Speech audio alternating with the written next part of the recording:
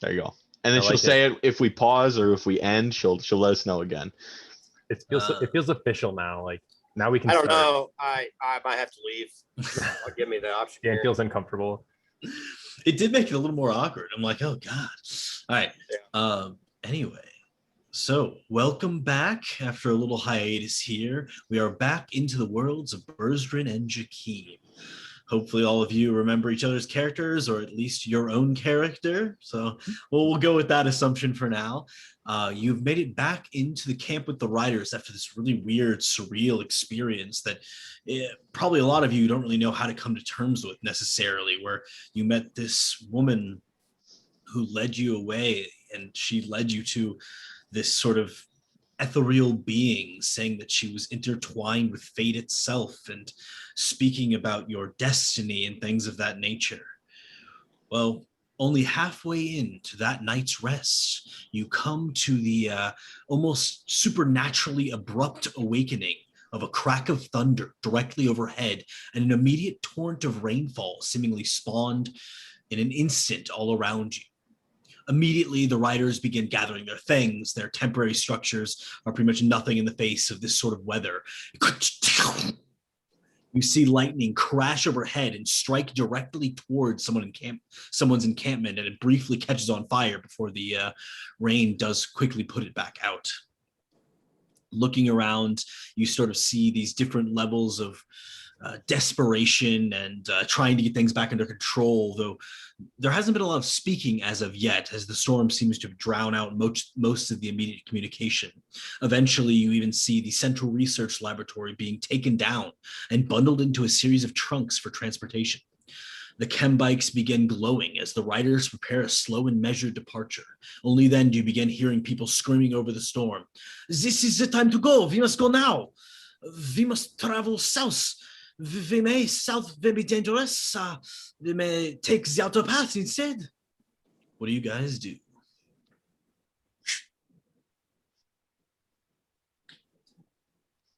Good question. Really coming out the gate with that intro.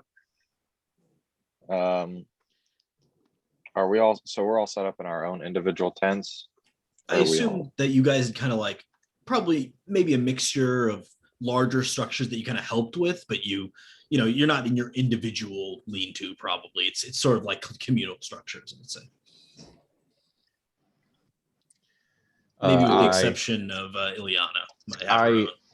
Ileana, am going to get up, collapse my little robot guy together, tuck him, make sure he doesn't get his parts wet, and then I'm just gonna run out into the fray and see what the hell's going on. The place where I'm staying, I know there's a couple people over there that I may know, so if I run into them, I might talk to them and ask what exactly I should do.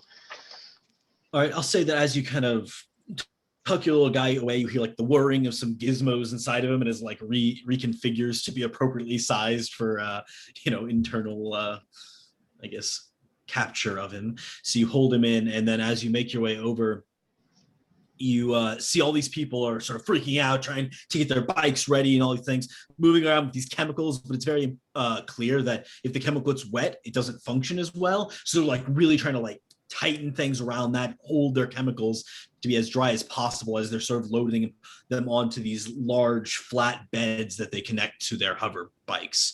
One man looks over to you, and I would say that you would probably recognize him as Jacques.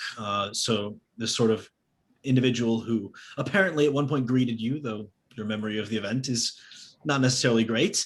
And he looks over and says, "This is worse than it looks. I've never seen a storm like this one, not around here at least." I know you're all a bit nomadic. Is this one of the things that keeps you going? Are we leaving?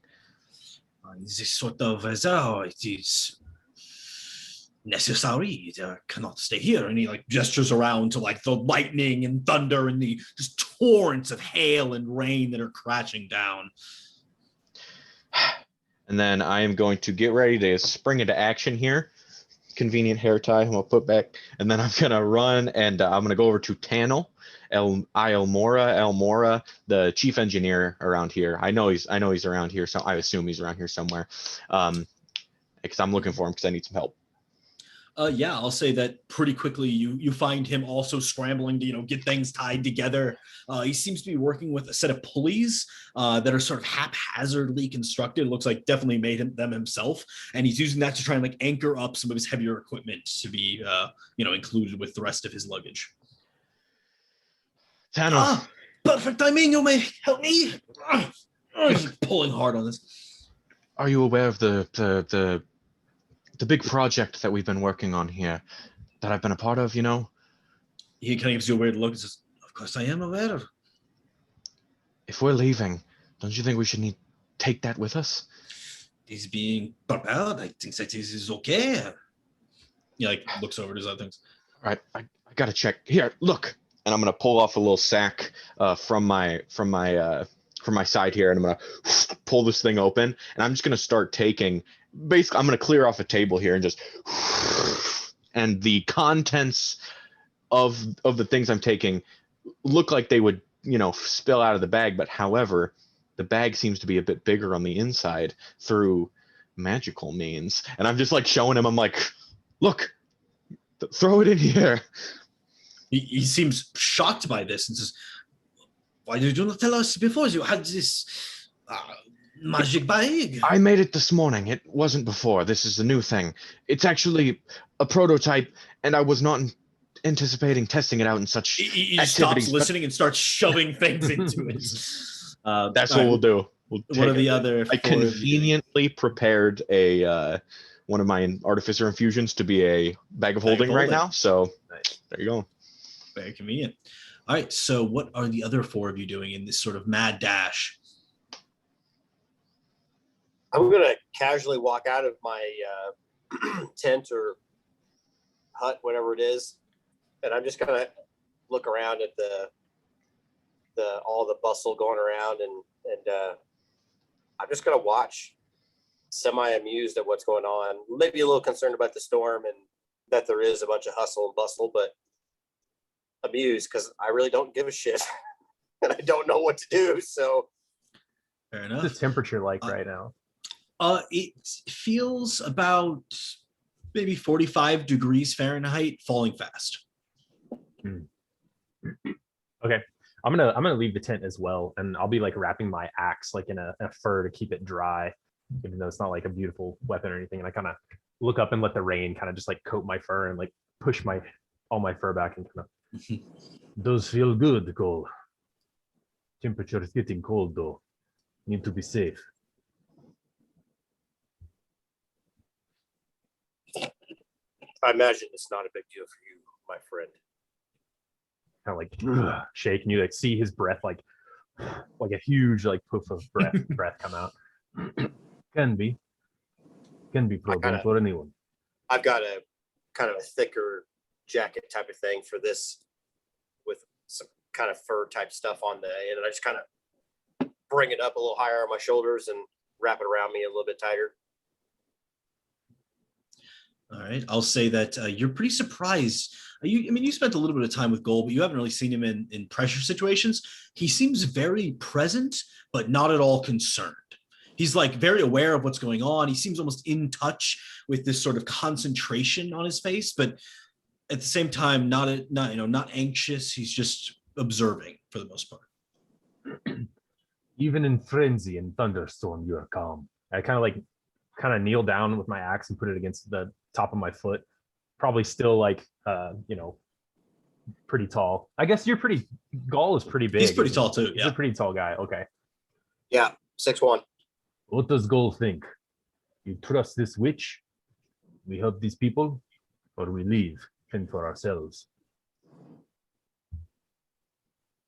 What is there to be afraid of, my friend? Tell me. What do you fear? Thunder and lightning? People running around? What is there truly to be afraid of? And as far as her, I'm inclined to let this all come to us. Be patient, my friend. Kind of like wipe the water like off my face that's been collecting. Kind of like, if you are calm, I am calm, Gold. I will go with you. I like stand up and go back inside the tent. But first, I must dry off a bit. Like just kind of go inside. All right, sounds good. What are the other two of you up to at the same time?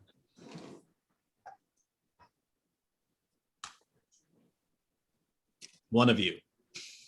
Go. I'm gonna be looking for Higbane and El Ray, or Sniper, as she likes to be called. Yes. Yeah, I'll say that pretty quickly you're able to come upon the two of them. They seem to have already found themselves then like look, happy to see you as well. And they sort of like pull you closer and like they seem frantic about some things. But it looks like they've already sort of gathered their things and are now setting out trying to help the people around them. You hear like a little bit of speech come through from LRA, but it's not much with all the thunder and lightning. He's just kind of like nods and gestures for you to help out. Cool. Yeah, I guess I'll just like fall into the motion. Just go with that. Just try to help them out. Them help me. I don't have many things to move, so. All right, sounds good. I'll say at some point, Sniper probably looks over to you and says, "This is your first storm down here." I guess. Not what I expected. She just sort of nods a bit. It gets a lot worse. Good to know. And with that, she'll continue working and helping with the other people. Sounds good. Will? I'll probably being awoken, slowly rise to my feet, not out of a lack of hurrying, just out of a lack of bone strength. And as I'll gather my stuff up, sort of pack it into the bag, and put my fine hood up so it sort of covers my head, hobble out of the tent and look around at the commotion, and knowing I probably can't just wander around or I'll probably get hit by lightning or something. I'll look around for Yarm Solari. Yarm Salah. Yeah.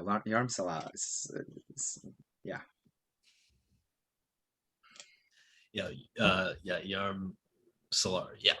Yeah. Okay. Yeah, he sort of looks to be sort of in the same mess, just doing his best he can to collect his things and get to a safe location. When he sees you, he sort of like takes it in for a moment and sort of realizing your, elderly nature here is going to instead sort of redirect towards you and gesture toward the back of one of the bikes that looks like ready to go with somebody else driving it. And he says, "You can go with them. You must leave now." No need. I can be of help here. Here, let me get that for you. I'll take whatever's in his hand and sort of hobble over to another bike and start to load it on. "You are one crazy old man." I am one of those things. All right. He continues working to help out with whoever else can get on these bikes. And I'll say that at this point, you all five are sort of gathered together and sort of realizing once again that it's the five of you almost seemingly accidentally standing almost like side to side here in the middle of the encampment. Hi, everyone. First time? Do these happen often? Do we know? Is this a normal occurrence? First time for me too. I didn't know. Can all of you get out of here, okay? I think theoretically, and I'm unintentionally motioning towards the older man in the group. I say, if some of you have trouble moving, especially at quick speeds, you could hitch a ride with me. I have some spare room. This one may be slow. I point to Will's character. Well, I didn't mean him particularly. Oro, right? Is there not enough room Oh. for all of us? Must we make such perilous decisions? Well, to be fair, I could. It's not the most comforting place, but it would protect you from the rain. However, if the four of you were to go in, you'd have to be let out in some amount of time. See, look, and I pull apart the satchel I got, and my little robot dude sticks his little sort of rotoscoped eye out. I shove him back down. I'm like, I can fit I'll fit you all in here if you don't want to take the trek. I will pass. Roll my eyes Right. and look away. Always an option. This one will not be getting in there. You see, I'm wearing this like weird like buffalo skull, and I like draped furs on it, and it's making this like water resistant helmet that's just like running the water off of me, like almost like a Mongolian like helmet or something. I don't know. Is this Shoot water that. like? Is it just straight rain? Like, does it? I don't know. Is it just normal rain? Is there anything to it? I mean, nothing out of the ordinary in your experience, at least that you can tell. There's some hail mixed in, but besides that, it's rain. Rain coming in from the side. Big So- old fat rain. So I'm just gonna say, I'm like, well, if that's all, and I'm gonna take off, and as I'm running, I want to look to see if any of these bikes have been perhaps abandoned, perhaps if there's anything remaining for us to commandeer here. I would like to take that opportunity. Okay, roll an investigation check as you approach. I'm one investigative gal, I tell you. Baby. 21. Okay, 21. As you approach, you do see one of these bikes, but it's on its side. It seems to have maybe been abandoned because it was not functioning properly. I am going to do my best to jury rig this thing and see if I can make it work magically or something like that. Just a Okay. totally blind attempt. I cast identify on these things, so I know Yeah. how it functions. Now I'll just try to see if I can do it. Yeah, that'll be... I got like tinker's tools I could use. Or no, smithing tools This would be an Arcana check. for sure. And if anyone wants to help him, you could, as you're all sort of running up to the scene. I Yeah. will also hobble over and take a look. Okay. Then Have a roll fair bit of roll with experience. advantage. Well, no problem. I would gladly do that. That is great. So I rolled a 9. Advantage rolled another 18 here. Plus 5. 23. Okay, yeah. Even in this really hectic, fast-paced state, it's pretty clear to you that there is basically just a simple disconnect between the tank and the vehicle itself. It looks like it was slipping, and the guy just didn't want to deal with it and ran. I imagine as he's looking at this, he's looking in the wrong location, and I just silently sort of tap the right one with my staff, not saying anything. I'm just going to look up and be like, thanks. And I'm going to, flip it up, rev it really loud, and like, oh, yeah. And I'm going to hop on. Okay, I will say there is also a bed connected to this one, and it is totally devoid of items. There was once things here, but seemingly when this was abandoned, so was the items that were not abandoned, but rather taken with the guy who abandoned the bike. So now there is this empty trailer, and it's probably going to fit all of you if you'd like to go there. I'll sit down on the trailer. Okay. Where do you mean to go? I'm gonna shout over the thunder and rain. I don't know. I'm following them. Do you have a better Are they idea? like going? Are they like just people are like Yeah, going- oh, yeah, yeah. people really are going. taking Okay, off. Take it off. Okay, yeah. yeah. In that case, yeah. Never mind. Dumb question. I hop on. Okay. If I must. Can I get on? I'm gonna do a very stoic pause, and then I'm gonna walk over and slowly get on and sit down in a Indian style type of way. All right. You all collect yourselves here. And I will say, those of you who are familiar with her see Sniper just whip her bike like directly next to yours, like kicking up so this rain and dust that's been collecting from a long time without rain, now a lot of rain all at once, sort of kicking up all this particulate, zooms by you, and then just sort of like looks over her shoulder, seemingly making sure that all of you are collected and okay. And I'm gonna turn around, and as I strap on the old welding goggles, I'm gonna say, hold on to something. And I'm actually gonna have my little pet guy here. I don't have a name for him. He's just the steel defender. I'm gonna have him like sit in front and try to either help me perceive what's in front of me, help me like steer if I need it. He's there to go. Okay. Very nice. So as you attempt to drive that, I will need everyone to make dexterity saving throws to make sure you're not flung from this thing, as it is a pretty wily contraption. And I will need, I'll say, a check using your proficiency because you identified it and understand how the machine works. It'll probably be a dexterity check for you as well. Can my little guy give the help action? Yes. Cool. Can I show you guys my second set of metal dice I got for my birthday? I don't think so. Ooh. But they're heavy. They make a nice clang when you hit them. I love those. Ooh, What does the that's help a good action roll. do? Gives assistance to someone, or gives advantage. Right. Rather. I might need that. Just a dexterity savings throw. Yes, dex save. Does it give it to all of us? Because I rolled a nat 1. It does not. He's specifically helping Okay. with the driving here. Oh, okay, yeah, then I rolled a nat 1.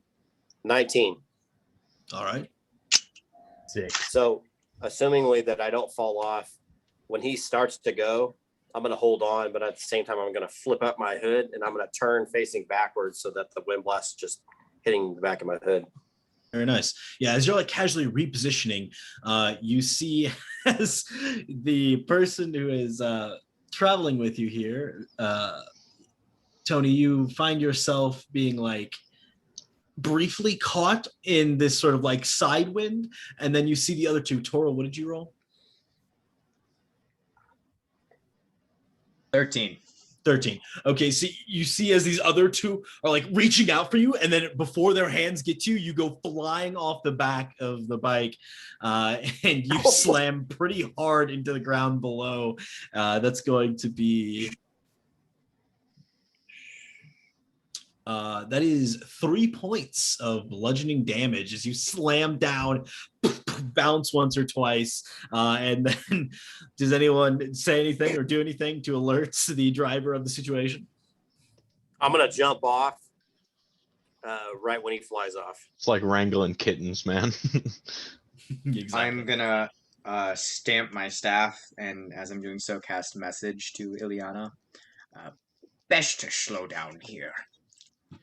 I rolled a dirty 20 on my driving, so I think I can come around again if everything goes as planned. Yes. Yeah, I'll say that there's not too much trouble. You guys are able to turn back for Akenir, and you do see like the storm is worsening. So there is a slight, trepidation, and you almost see it cross Ileana's eyes, whether she wants to turn back or not. But she does, whipping back, and you're able to quickly pick up your new friend Aken. All right, hold on this time. That was not a figure of speech. And we're gonna get out of here. So I'll ease into it. I won't just full throttle. Okay, I'll say with the extra precautions and you guys sort of having a little bit of experience with what it's going to feel like, you don't have any further complications. Though I will need one more driving check as you're attempting to outrun this storm front. So not as great there. It's gonna be just a 10. 10. Okay, yeah, you're getting hailed on, poured on, all of your thoroughly drenched. Any sort of protective measures you may have been taking are completely ruined.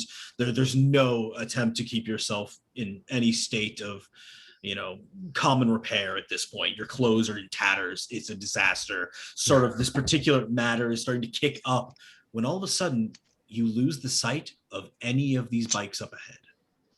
I'm going to say Talum, until he notices the other bikes are missing, he's just like, all of a sudden in the moment, he's just like, as mud's like flying in his face and stuff. He's just like leaning into the wind, just kind of like thoroughly enjoying this ride. Hey, it was like cutting you apart. Yeah, and you're like, yeah. He kind of like just stands in it. All right. You now no longer see the bikes ahead of you. Are you still proceeding forward, Ileana? I am just gonna take my my best guess here. I'll try to, sort of try to peer through the storm if at all possible. Try to see what's going on here. Actually, so I'm gonna focus on driving. I'll go. Hey, look around. I know your eyes are probably better than mine. I programmed them myself, and I'm gonna like sort of put him up on my back, and his spider legs are gonna like wrap around, and he's just gonna sort of like focus and see if he can see anything. Okay. Roll a perception check for. I guess does it have its own stats or? It does, and it actually is pretty good at perception, which is Okay. Well, that's why there I you go. threw him in there. Dirty 20 with our little steel defender guy going here. Okay, yeah, looking back toward the storm, you see a lot of destruction. Several of the surrounding sort of shrubs and grasses are all just ripped and thrown through the air. You see a lot of different debris being picked up by the storm at this point, and just a general like circularization of its center. It definitely looks to be a natural phenomenon, like nothing's causing it that you can see, but it's getting worse, not better. Try to outrun it basically is all I got. Okay. I'm gonna look up at Talum while he's just being goofy, and when he makes eye contact with me, if he does, he's gonna see me smile for the first time since he's known me, and I'm gonna be like, "You see, not a damn thing to worry about, my friend." I kind of just hold my chin up and feel the cold breeze, like I just feel alive. Yeah, Talum kind of like smiling, hears that, and kind of just like hits him in the arm and just like and continues like yeah. Yeah, he half knocks you off. Very nice. Okay, so continuing forward, you do not see anything directly ahead of you to indicate which direction they may have gone, Ileana. Do you just keep going as straight as possible? There are some sort of crooks and bends with the craters that are still throughout the area, but you don't see anything to give you an indication of which way is better than any other. Can I reasonably communicate with the people back there, or is the storm going too hard here? You can. I mean, you're definitely like looking over your shoulder, screaming to get them to hear you, but it's not so bad that you cannot even communicate with someone right next to you. So I'm so determined to keep my eyes on the road here, right? To minimize any issues. I'm going to pick up like this weird sort of like it's just like a bolt, one of my various parts of machinery that I have skewed about, and it's magically enchanted so that when I press it down, I'm going to say, "Which direction are we supposed to go?" And then I'm going to huck it back, and I'm going to try to like throw it back to him. Okay. Roll dexterity checks, everybody, to see if anybody catches this thing that is thrown back in the hurling winds. I am facing away from him, so I'm gonna roll with disadvantage. Appreciate that. If it hits you in the back of the head, I mean, at least it's there. I got a nat 20. Oh, well, in that case, no other rolls necessary, as you basically just flip up your claws, catch whatever this thing is, and it repeats the message out to you. Yeah, it's like a little recorder thing. Right. Basically, you hear this message. What was the message? Ileana, did you want to say it exactly? I mean, shit. Well, I don't even remember what I said. What, like, which way to go? Which way should I go? Stuff like that. I think that's what I said. That is what you said. Yeah. He like looks in the thing. I thought you knew. He like yells at the thing. Which way are we going? Is it loud enough for me to hear, or is it just he can hear it in his head? Oh, good question. No, it plays out loud for a 10-foot radius. However, Okay. I don't know how the rain affects that. Yeah, I would say that in that case, you all hear it. I'm gonna turn to Ileana and say, "Yes." Turn back around. Logan, based on like the terrain we're on, is there any way I would be able to tell like if there was a high ground or like some type of cave system we could maybe hide out in to get to like avoid flooding or like lightning or like wind, stuff like that? Yeah, roll a survival check. All right. Tight. Can I look for any like tracks of kicked up dirt that would indicate where the rest of them went? Yes, roll a survival check as well. I got a dirty 20. Ooh, very nice. It's been a lot of dirty 20s. Also got a dirty 20. Nice, dude. What? Okay, that's quite nice. I will say that you are both successful in your endeavors. Looking around, there aren't a lot of caves. I mean, it's just all these craters, right? They're just destroyed anything that used to be, geography about the land due to their impact force. But you do notice that there is almost a patch of land. Looks to you 400, 500 yards away where it doesn't look like it's raining. Meanwhile, I will say that there are tracks that you pick up, Toral, that going several different ways, but it looks like there's a general consensus to go about right from where you're going. So like a right-ish turn. And I'll say that you know that that's like southeast because of your high roll. They're scattered. Oh, slipping into someone else's way. They're scattered and confused. Over there, it is dry. Look, I, like point in the direction where it's dry. It is weird. I mean, is it like wet on the other side of that rain that I can tell, or is it just like? You can't really see like that specifically past or anything, but you can definitely tell there's an area that like there's no rain coming down. Okay, I point that way. Could be safe. I look over to like the rainless spot, and I kind of look forward because like I want to follow directly where I saw them last. But, like that's a lot more promising, and I'm like, shit. And I turn off, and I'm gonna go to the to where it's clearer. I keep my eyes focused the whole time on where I saw the tracks go, just so I don't lose that direction. Okay. Yeah, I'll say with your really high survival check, you'll definitely be able to like track back to it unless you like go in a maze or get turned around or something, but you should be good.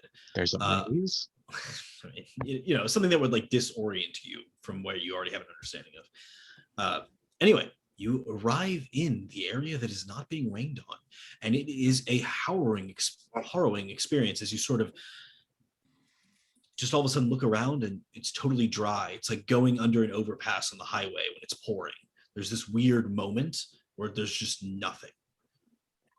And you look up and the sky's above you, but it is a gray day, a little cloudy, but certainly no rain.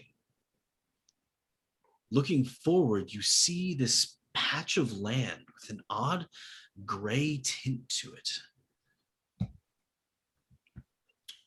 Moving forward, you see massive piles of bleach white, what look almost like skeletal remains. You get this sort of desert of crumbling skulls and broken bones slowly extending in front of you. The air thick with the haze of particulate matter and towering dunes of bone dust give these sort of weird, almost natural looking pathways through the valley up ahead. Moving forward more specifically, you start to notice all manner of different dead monstrosities and beasts that seem to have once gathered in this location, or at least have come here over time. Some even look to be ancient dragons and beings of otherworldly nature with gargantuan bodies. In particular, one large eye socket seems to look out into the black void, looking like a black void in the sea of white. And it looks something like this.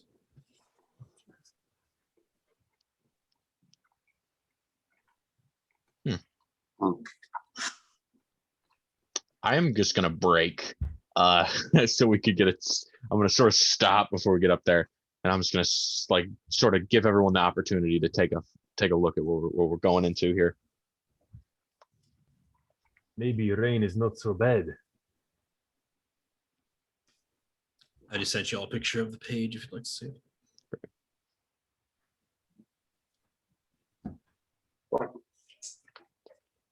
What killed them?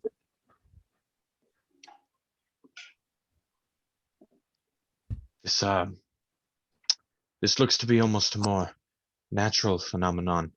I don't know of anything that could decimate this many creatures. So, well, look, that one looks draconic right there. You know of anything that could kill a dragon?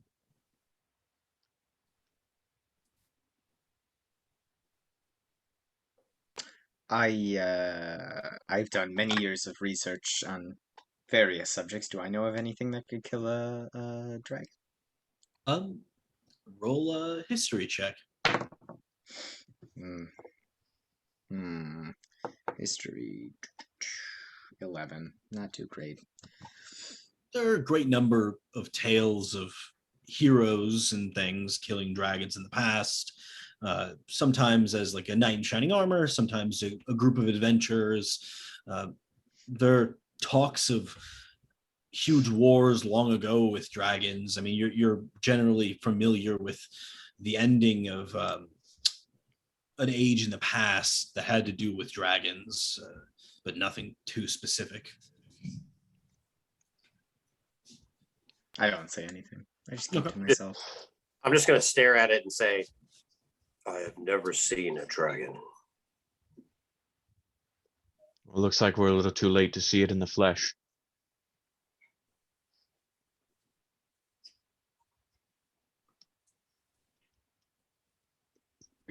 This one is thankful that is the case. I'm gonna walk towards the dragon, like the big dragon skull, I guess. Okay, I'm gonna- you're hopping off the thing. I mean, I think so. If the vehicle stopped and we're out of the rain for a minute, yeah, maybe I'll even take my helmet off and set it on the cart and kind of just shake off for a second. And then, yeah, I assumed the vehicle was stopped but not deactivated, like just sort of hovering. Yeah. So I was like, I'm like, all right, everyone, now it's time to make the decision. Do we stop and go look? And I look over and he's just like walking past me and I go, oh, all right. my axe is like fixed to my back, like really tight, and just walking over there. I'll Okay, go I'll ahead. turn it off to reduce the sound in case anyone else is here. Okay, very nice. I will say that as you approach this large central skull, you see its eye socket almost unnaturally gives off this sense of darkness, as if it were blacker than it should be in its interior. The ones of you who are still on the bike, roll a perception check.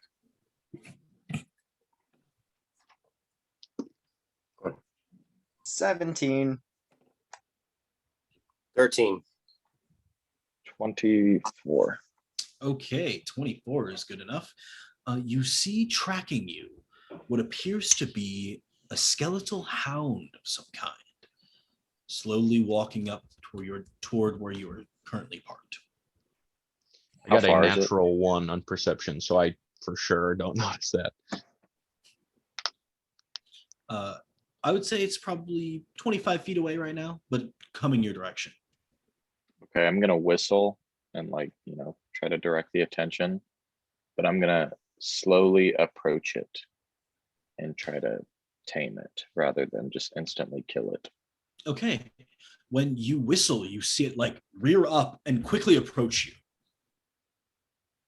Does a skeletal dog have its mouth like agape? Looking down, its mouth is kind of like clattering about a bit in sort of nonsensical ways.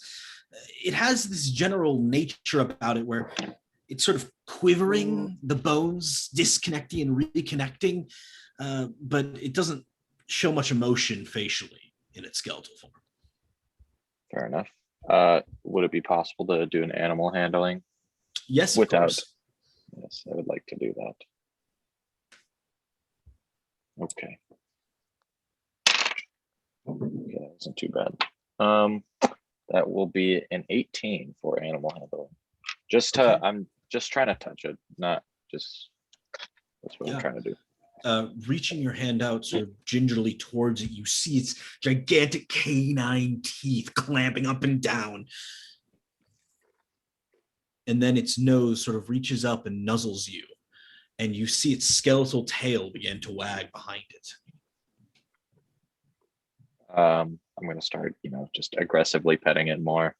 Okay, it seems to thoroughly enjoy this, even rolling onto its back to receive belly rubs. Though Oh it's my not much of a goodness. belly remaining. Meanwhile, Talum, you're getting close to this skull. Are you doing anything to it as you get there? Do I notice this skeletal dog that comes out? Roll a perception check.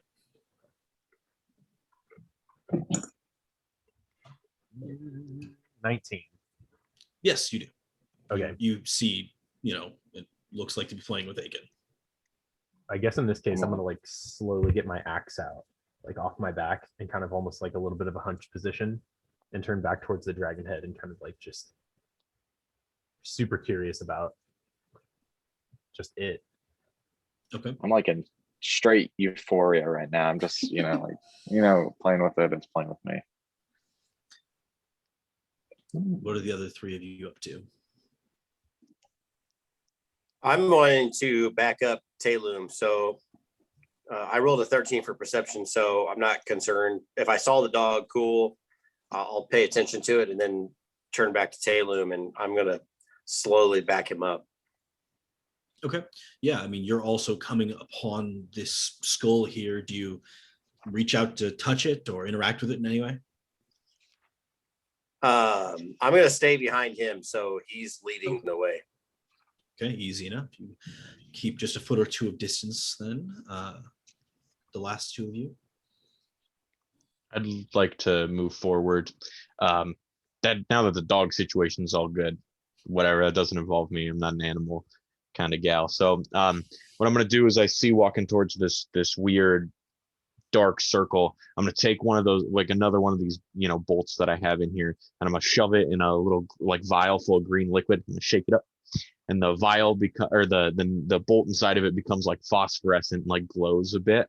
I'm gonna walk over and I'm gonna sort of like look at Talum and I'm like offer to like chuck it in.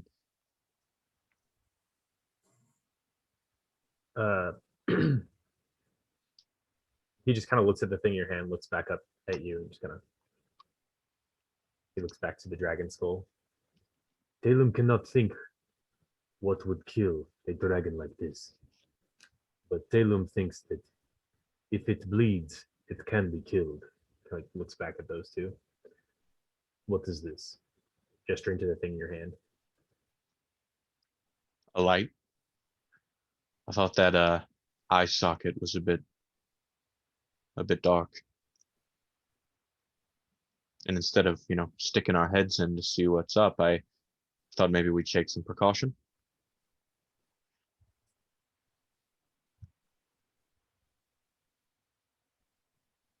Good thinking.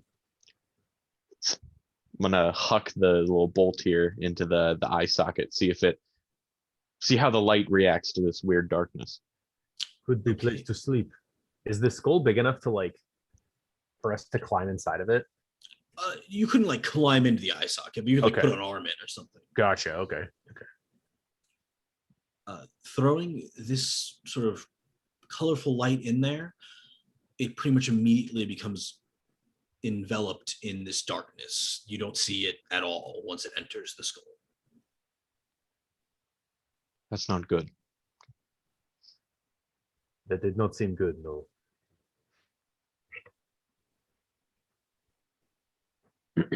I think Talon was like probably gonna like put his hand on this skeleton, but as soon as the like thing went in and like turned black, he like kind of like stops, like slowly takes his hand back away, like puts it back on, the bottom part of his axe. Talon is thinking maybe storm is a better idea. I'm gonna pull out my wood flute and start playing it. Okay. When you do, it seems to break a silence here that's really intense. And a lot of this sort of floating particulate matter starts to slowly fall to the ground. You're not sure if it was in response to you playing the flute or something else, but I'm going to, in a very fluid way, staccato up the volume or not staccato. I'm going to crescendo up the volume with what's happening, like I'm playing the background music for a movie as it happens, as it unfolds. Okay. Like I'm getting excited and playing louder and louder as this stuff happens, like it was scripted. Very interesting. I like it. I want to take one more, my last little bolt I can infuse these things on, and I want to record 6 seconds of that flute performance to just have to save here. Do. Toral, what are you doing at this time? Those three look pretty well good up there. I sort of glance longingly towards the dragon. I want to take a look at that, but figuring it's probably better to go in a group of 3 and a group of 2. I'll head over and just sort of stand off to the side by Aiken over there. Back him up. Okay. As you approach Aiken, the dog immediately stands at alert in between the two of you and begins barking. I try to tame it. I'm like, hey, don't be doing that. It immediately sits down and then sort of like paws over toward Toral and like looks back over its shoulder towards you and then back at it. And I would like to make it known that I'm gonna walk over to Toral with the dog and be like, come here. And I'm gonna, put my, I guess I'm not gonna do that. I don't know Toral that well. And be like, ally, good guy. It seems to nod backwards in a stout level of recognition before a dog, you think, and then slowly moves in a little bit and just nuzzles Toral a bit. I'm gonna ask, do you understand me? It To the doesn't seem dog. to react to that. You want water? And I'm gonna pat my legs. It like looks back over its shoulder towards you, but doesn't seem to understand what you're saying. It just sort of like walks towards you. Good enough for me. I like this dog. All right. Meanwhile, the other 3 of you, you are sort of all standing around this dark void in the center of what looks to be a skull of some gigantic beast.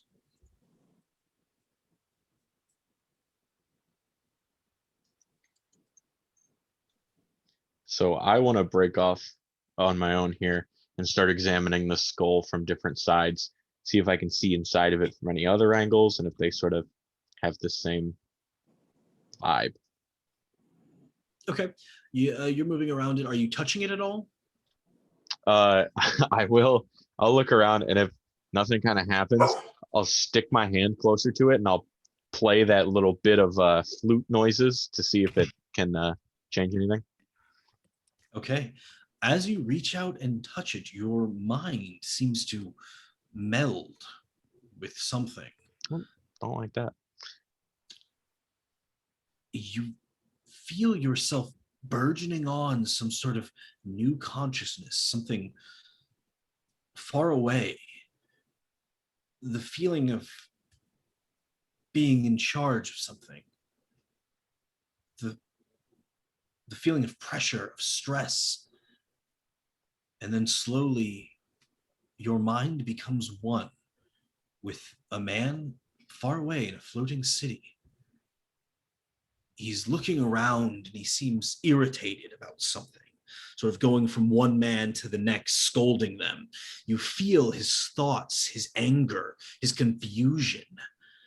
He seems to be looking for someone or perhaps something. With that, you pull your hand back and your consciousness comes back to you after the brief touch. I'm going to just go. Gall, I want you to come try something.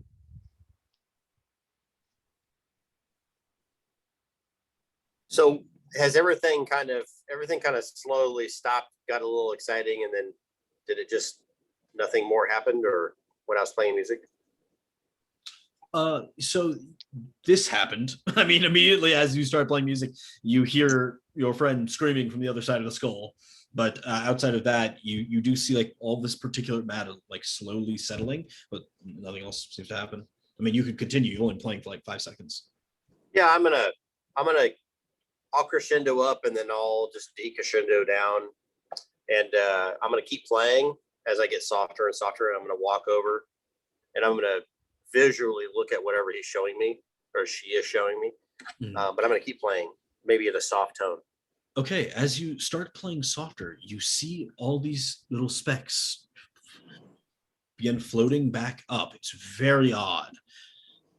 And you sort of come up by one and look at it, and it seems to almost like glimmer and then move away from you slightly as you walk past. It's very disconcerting, but you're not sure what it means anyway, I guess. And you slowly approach Ileana, and she appears to just be pointing at the skull.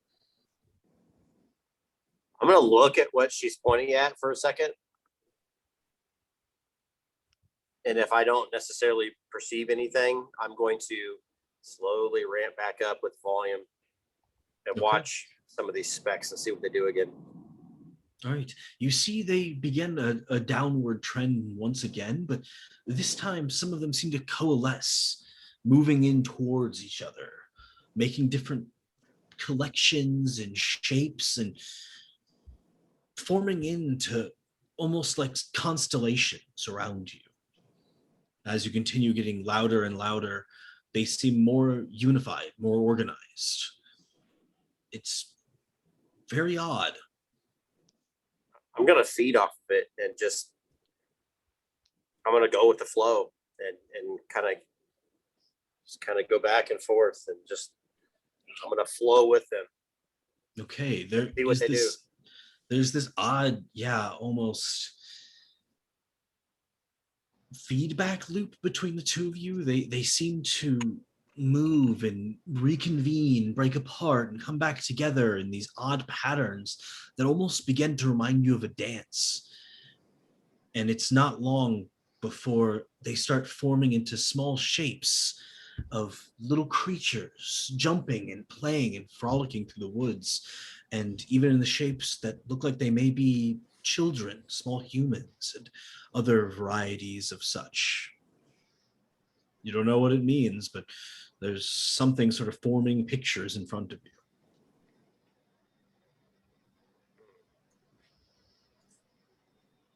I'm going to keep playing, but I'm going to look again at what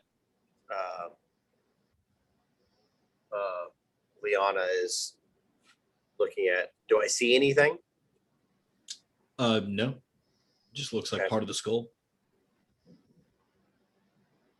Partially as a reaction and partially as like a sort of a hypothesis, I'm going to, under my breath, speak the dragon's native language. I'm just gonna go, "What the fuck are you?" in Draconic. Okay. You hear him mumble something that I assume you cannot understand.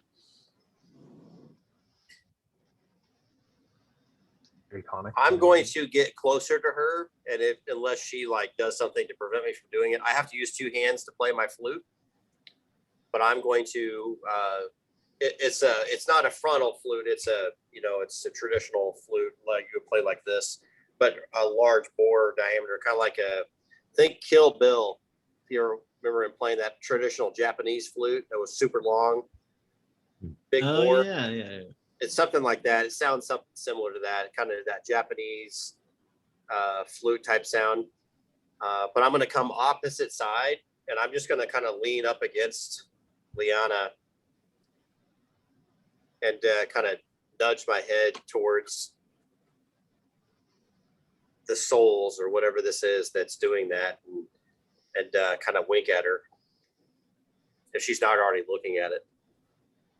But I'm not just gonna nudge her. I'm gonna kind of lean in on her for a second to kind of slowly, smoothly get her attention. Sort of without moving, I'm gonna just move my eyes around to not disturb this thing. Do the weird sort of particles that are flying around, were they the ones that we ran into when we were following that path to the Skynwitch, perhaps? It might be. I mean, it's not they're not the exact same thing, but they're similar in some ways. It's hard for you to say with the single experience. Yeah, Are they still doing something similar, kind of dancing around, kind of looks like forms? Yeah, they're like forming like small pictures and little displays of people dancing and moving around. Once some time comes in and this turns into more of a feedback loop, like you were saying, and it seems like it's just kind of a loop, I'm going to do this almost like something quick happens. I'm going to be like, play something where it like goes, and I'm gonna drop it and see what happens. Immediately, they all stand perfectly still, then begin floating around and like all coming towards you. It's To recap, what are these things? It's the sort of particulate matter that's been like floating around in the air. They seem to be moving with some sort of coordination and are now like slowly moving in towards goal.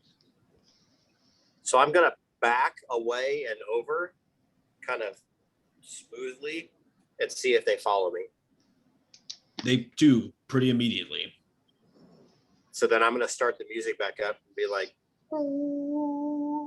kind of like a real low, bringing it back in, like something super exciting happened, and then now we're just coming back into it. Things are more calm. And Yeah, there's a general pausing in their motion, and they just begin swaying once again, making these smaller clumps. They are quite a bit closer to you now than they were before, though. I'm gonna look back at Talum and be like, I'm gonna keep playing. I'm gonna stay calm. But if they do anything erratic or more vibrant, then I will again fluidly respond. Okay, you are doing so. What are the rest of you guys doing? I think I'm just intrigued. Ears up, eyes, pupils like are huge, just kind of following as if they're walking.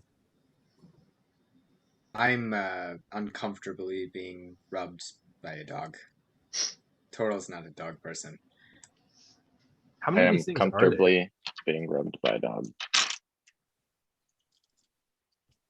Sounds good. After a little bit longer, you guys are all just sort of reconvening, looking around at all these oddities that seem to be happening here. Living skeletal dogs, floating particulate matter that seems to dance, skulls that give you visions. You all take a moment to just take it all in. Is anyone doing anything else? Is the rain still happening outside of us? Oh, yes. Yeah, it hasn't been very long at all. 5 minutes. I would like to start the process for this dog to become my personal animal companion. All right. It seems totally happy to be your personal animal companion. It is doing anything it can to follow you around. Okay, I think after a certain amount of hours, it will be officially my companion, and then I can start to do that. You know, Okay. those things with it. It will And the hour continue. number is 6 hours. Damn. That's Oh, kind of ASCII for a dog. Dang. damn.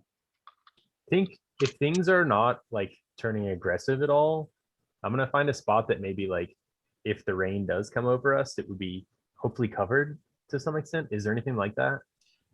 There are different sort of breaks in the skeletal makeup of the ground here. Nothing that you'd really call like a cover, but you could definitely like use some of the bones. If you're willing to like move skeletons around, definitely you could make something.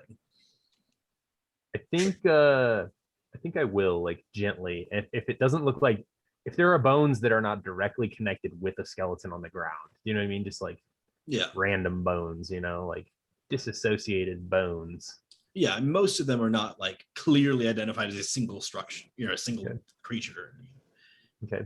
Yeah, I might stack some of them, and if I get that done, I'll dig like a tiny little divot in the ground and just start to make a fire to try to dry off at least. Okay. And I'll just always keep an eye, like watching what's going on with everyone else and stuff. All right. Yeah. Looking around, you see Aiken being handed one of the rib bones from the dog as he's just plucked it off, attempting to play fetch, it seems. And Aiken and him seem to be getting along well. You see Goal standing there playing his tune. Is there anything else you guys are doing? If the makeshift shelter was made, I'm gonna pull the bike under there so we have a method of transportation. Are you hungry? I say as he's like pulling the bike in. I'll help her pull the bike in as well. I'm just gonna push it in there. I thought maybe we could go in there, but the bike makes sense. Do you need food?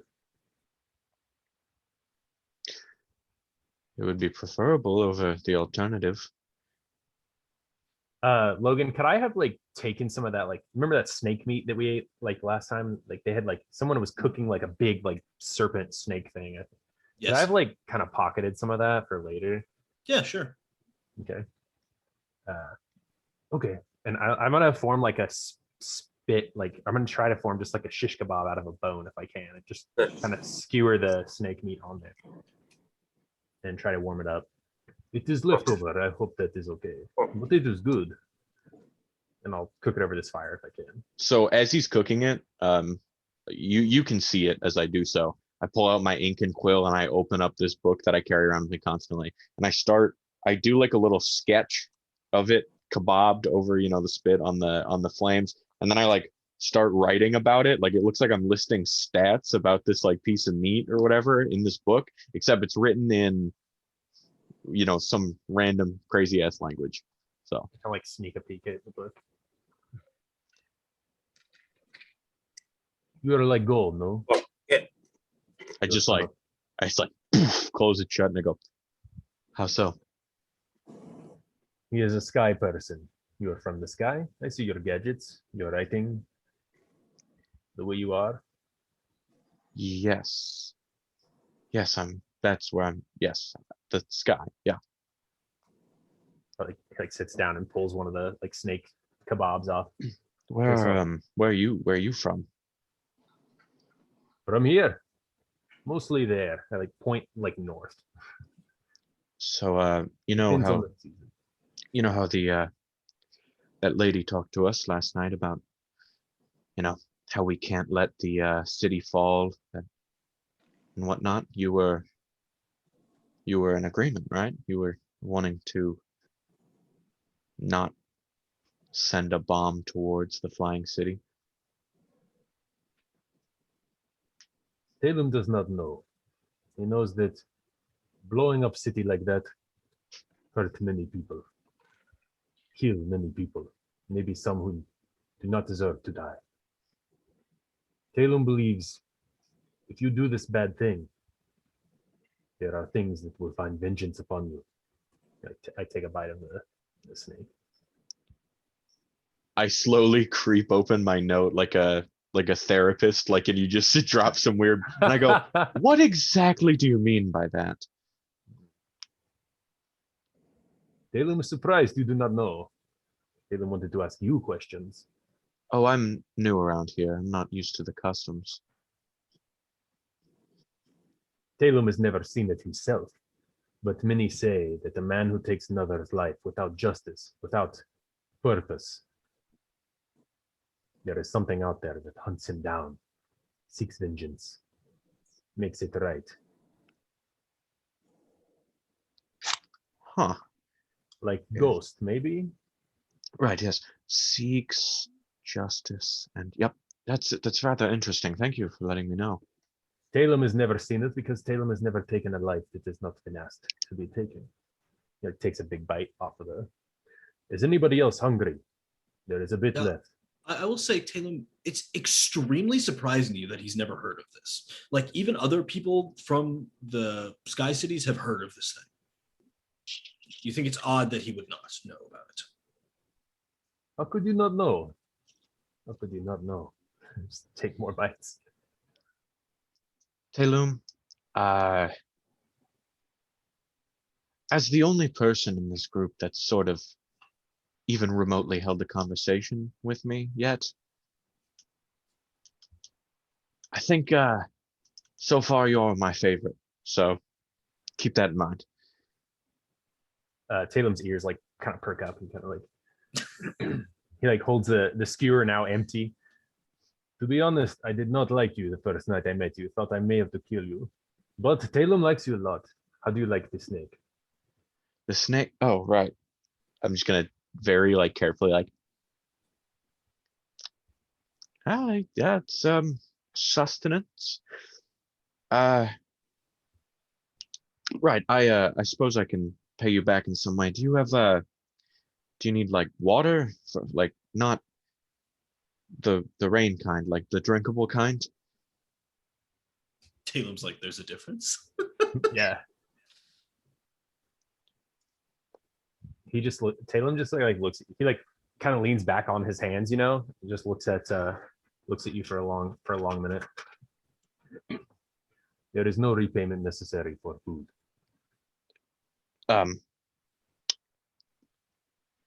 So you said you this is a sort of roundabout way of asking. You said that you wanted to kill me yesterday when you first met me. No, no, no. Talum did not desire to kill you. He thought he may have to in the future. But he like kind of looks over at Gaul. The future comes as it will. Do you think that the other four of you, or at least somebody, had a similar reaction to my first impression? Kind of like looks around at the rest of them. Talum thinks the old man is kind. I doubt he has thoughts like this. Gaul, he seems very, what is word? Quiet but strong and has no hate. Would be hard for Gaul to judge you, I think. Talum only judges because he's been through hard times, many times. Very hard for Talum to trust people. Not one there. I like look over at Aiken. Talum cannot read that one. Yeah, me either. I'm just getting the strangest vibes. Is he Drow? Talum has met Drow before, but he looks different. Well, I hope to make it all up to you. I'm gonna prepare some drinks for you all, and I'm gonna pull from outside the or from inside the whole bag of holding. I'm gonna plop down this big old big pot, basically with a lid on top, and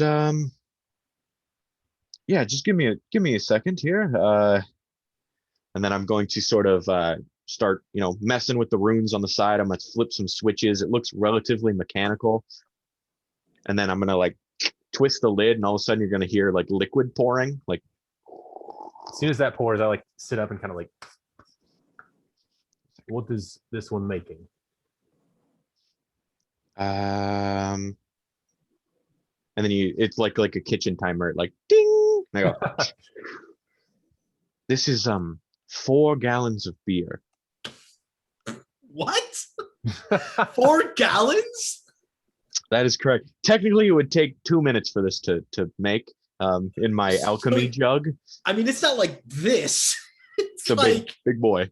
It's like a 5-gallon jug. You think do you think people would like that sort of thing? You see. So when that appears, if I notice it, I'm going to like the music. I'm going to do it smoothly, but I'm going to end the music a little faster than normal. Being someone of with a little alchemic background, I'll say, I'm somewhat intrigued by what I'm seeing. Yeah, that's not how beer works, to the best of your knowledge. You have. And I'm going to, assuming nothing bad happens when I stop playing the music, I'm going to walk over and. The specs begin like approaching you, but I mean, depends what you define as something bad happening, I guess. I will actually sort of make an amend to my description. It actually looks like the size of like a gallon of milk. Like it's only looks to hold with a gallon. However, there's 4 gallons. As I've shown, sometimes it's bigger on the inside.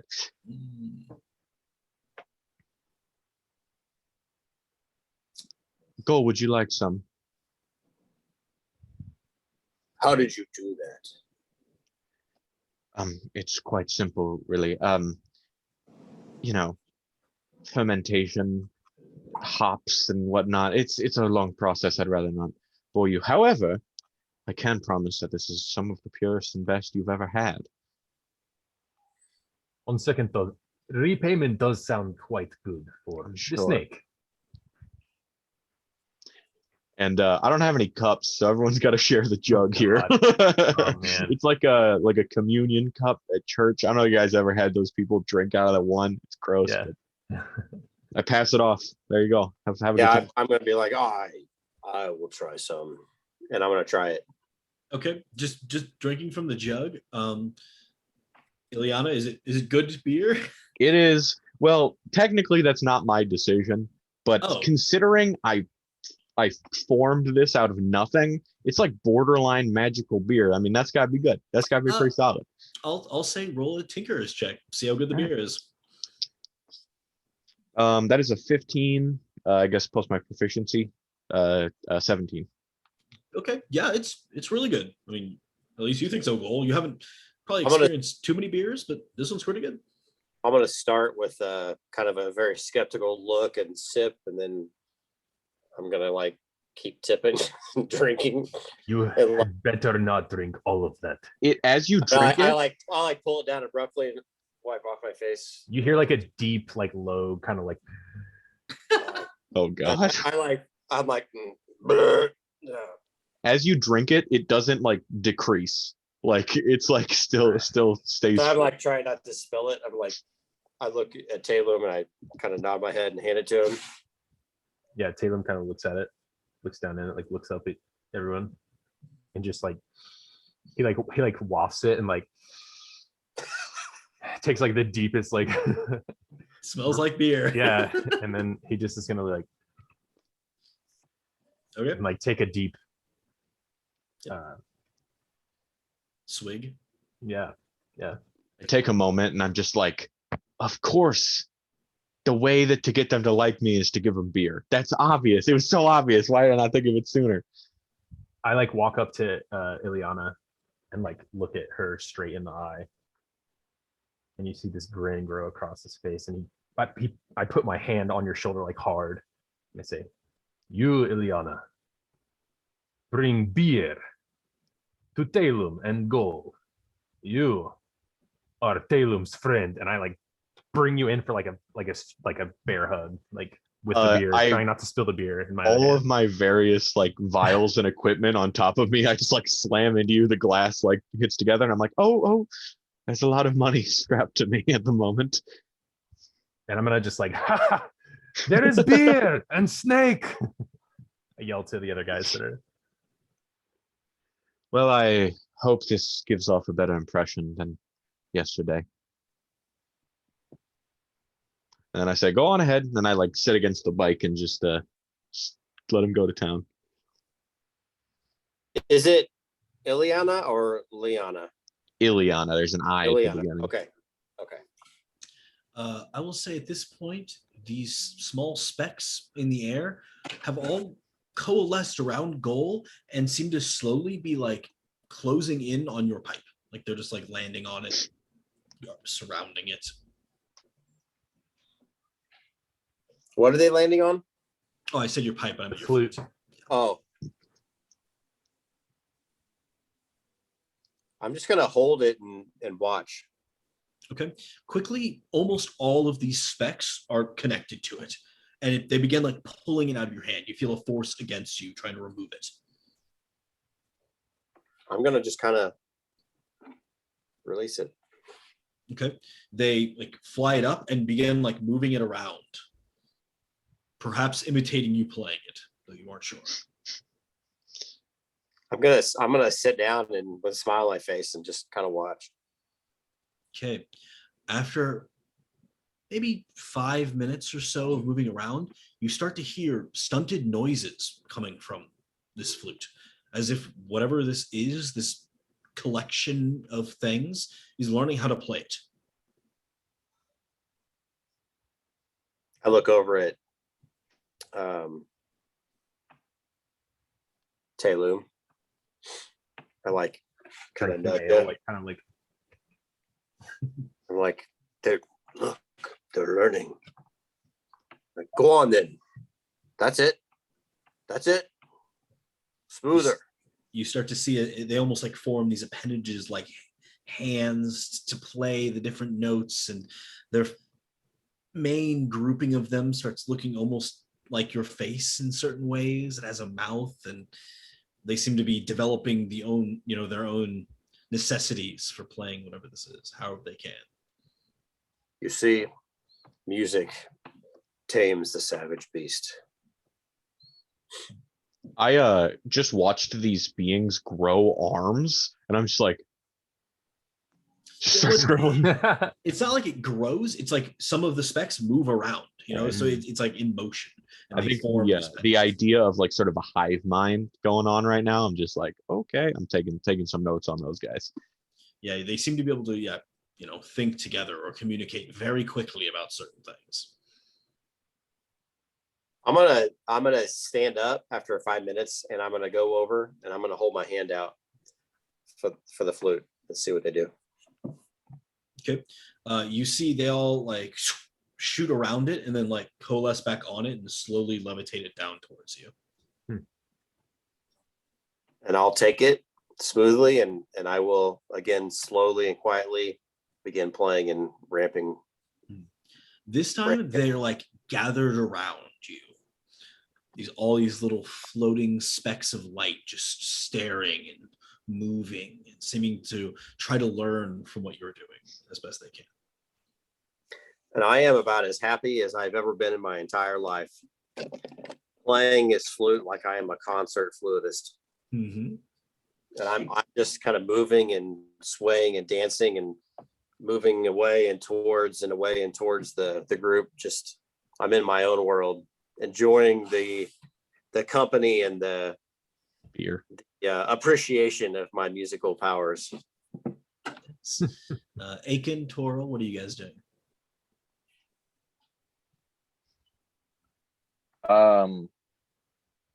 At first I was using shape water on the rain to try to collect it and then be able to drink from it, just like this ball of water. Just kind of cool, I guess, eating it like an apple, like drinking it. And then after a while I just kind of listen to Goal's music, like enthralled by it, sitting down with my dog that I will find a name for. How does the dog react to the music? Is he tame, or is he?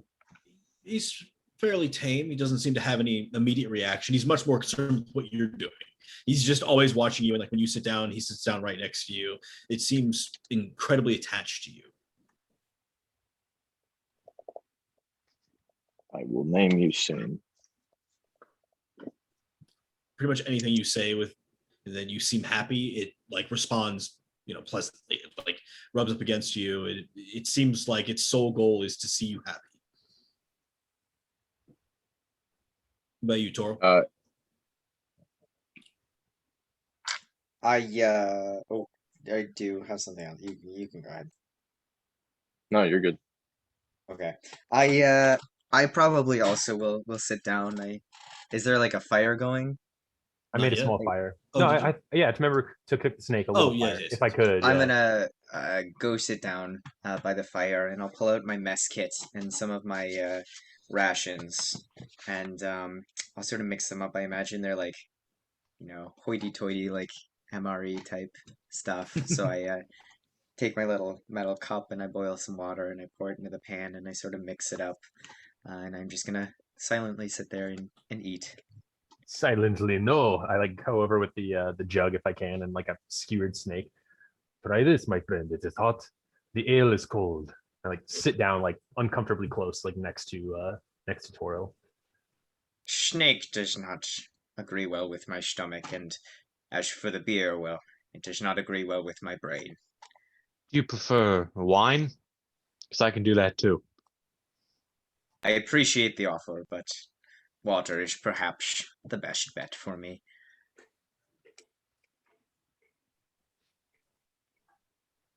Delu must say, Ileana, was it just yesterday? Just yesterday. Dalem was in chains. No friends. Thought we should run, and Gold told me to stay the course, that we do not know what our fate brings us. Who's to say if it is good or bad? How right could he be? Now I have hot snake, friends, and cold ale. What more could Dalem ask for? Like takes another big swig of the ale. And I go, as he taking a swig, to the attempt to get him to spit, I go, how about a better and magical axe? Do I spit? I don't. Up to you, I guess. I don't. I kind of like in good time, perhaps with Goal's teachings, these things will come to Talum. And Talum's probably like, I don't know if I'm not. Maybe he's leaning into it, but he's just like letting the beer kind of give him a buzz, and he's just like completely content, like right now.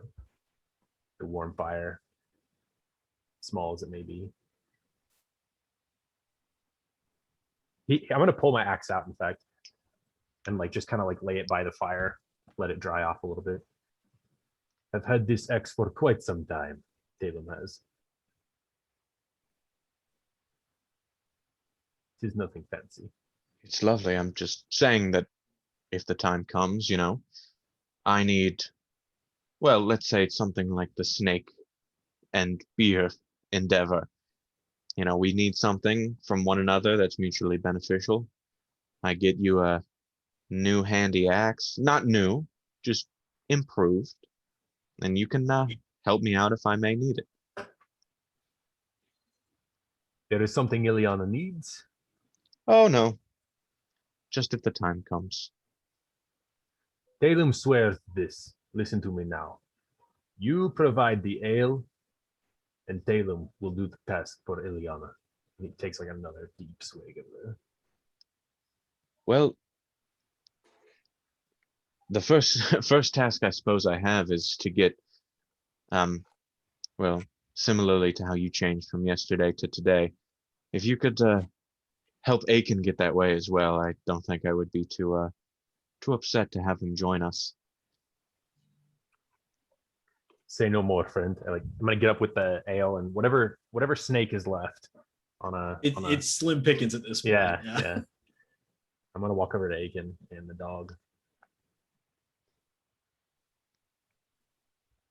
You want to join? There is fresh ale. Ever had some? And a bit. Oh. And I point to Goal and like, just listen. To the music? Of course.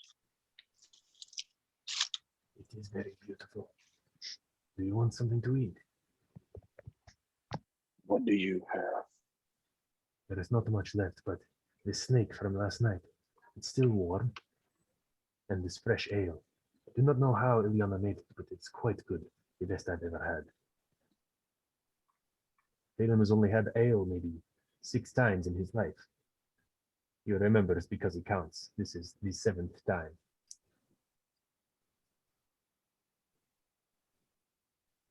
Take your snake. I gladly hand it over. Nice try. I inspect it, just like looking at it, make sure there's nothing on it besides snake parts. Besides, bites having been removed from it, no, it's still normal With a snake. little bit I of guess. sand, maybe. Like, Talum definitely like just left like some of like the fatty tissue. There's not a lot of good stuff left. I will take this for now. Do you want ale? There is some left. And I reform water again. I will pass on that. Clouds the mind. Talum is impressed. Tell me, Aiken, are you a drow? No. Talum is not familiar with your kind. He knows Drow, but none such as you. What are you? What are you?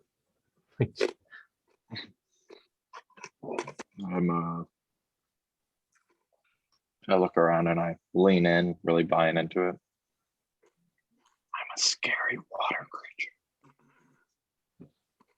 Do I know if he's just full of shit? I mean, it sounds like he's full of shit. You're full of shit. Like, Yeah, I mean, it's definitely not like he's not telling the truth. Talum has seen some things. He like looks at the water ball floating. Is it like floating in the air? Yeah, just like right above my hand. I'm not like, dancing with it. It's just Gotcha. at my side. Okay. Talum has seen some things, but he is unsure if you are a water creature. There is warm fire and room for friends if you wish to join.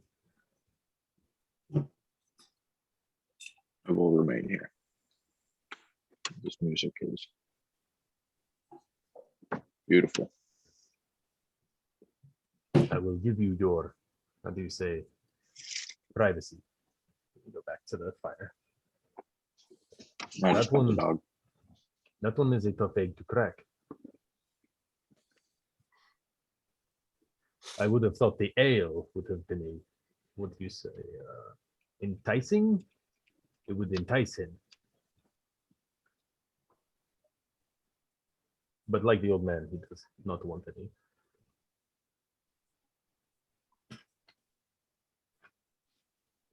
I'm just gonna sit by the fire. You're muted, Garrick. Well, I appreciate your offer to help me out for the low price of beer. But I suppose we should all try to get together and discuss our plans for what we're going to do next. Is Goal still like you're still playing, right? You're playing the food. Yeah, but after some time passed, I'm going to play a full suite of music here, and then eventually I'm going to peak and then ramp it down and then come to a nice smooth stop. And then I'm going to hold on to my flute and walk back to the group. Before you go, I'm just gonna be like, go for such a beast of a being you are. I don't know how you did that. I'm going to take My this bow. props too. I'm going to take this concert bow.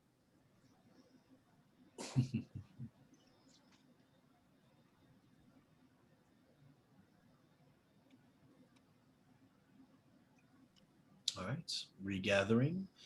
Are you going to settle in, try and get a rest here, or what's you guys' plan?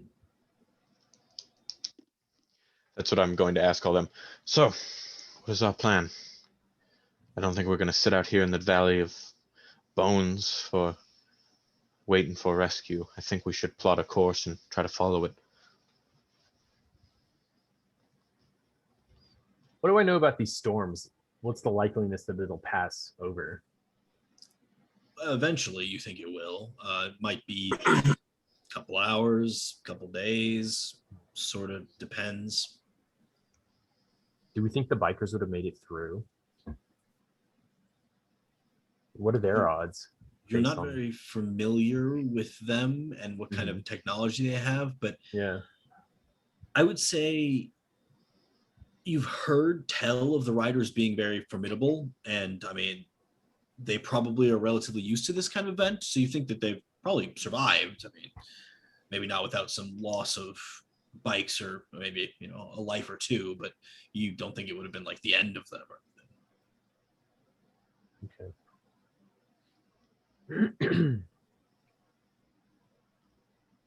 It's hard to leave this fire.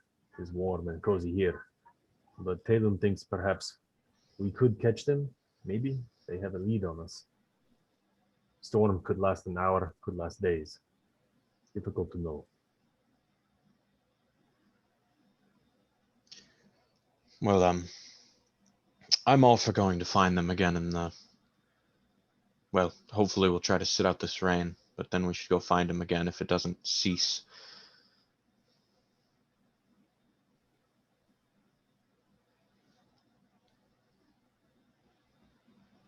Just silently nod. What You do you take think, a- Gold? Go ahead. Do we chase these elves? Or do we stay here and wait for the storm to go?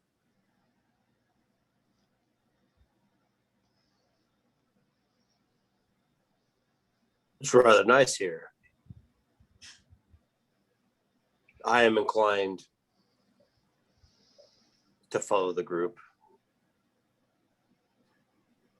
What do you think, Talum?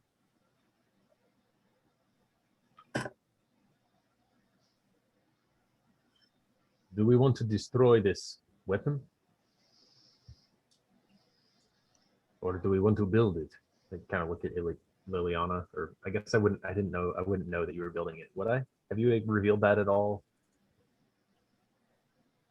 Yeah, I believe. I don't know. I told you guys that I was wanting to build it and that I was a part of the program. So I guess, Okay, yeah, okay. I gotta played all my cards here. Well, yeah, I just wanted to sort of gauge you all about how you felt about that, and if you're against it, Talum aside, because he's already explained, what your sort of positioning is on these two opposing factions, like the riders or those of the city itself.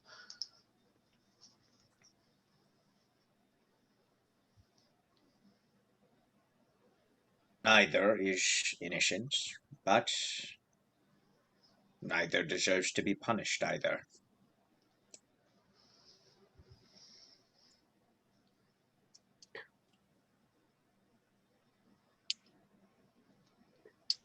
What part do you have to play in the making of the weapon? Your bag. There are things in it. Oh, For the weapon? nothing particular in this bag. It's all with whoever took it, hoping they did. There's well, they're sort of looking for a device to propel the weapon itself. The destructive force is already there. We just need a way to have it impact. And that's where I came in. I worked with a team last night on the propulsion device. As I was tasked to stay here. No offense if that is of evil nature in your opinions. I haven't gotten a clear gauge on how we're all going to handle this.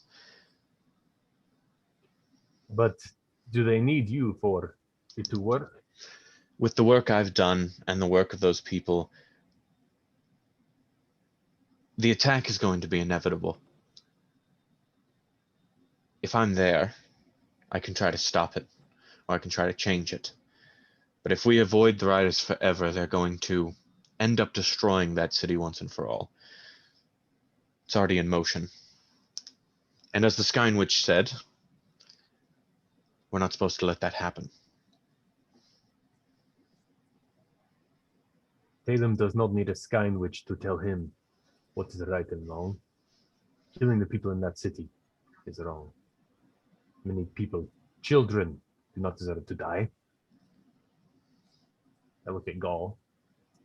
Surely you don't think that we let the fates decide?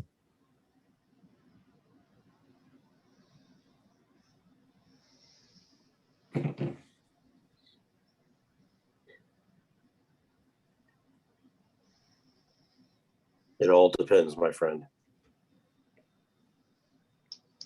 I let out a chuckle at that. Well, could you What give us does- some of your insight then? What is this one laughing? It is not funny. Little children live in city. They could die. His answer amused me. No, I agree. Children must not die, but fate is a fickle creature. Hmm.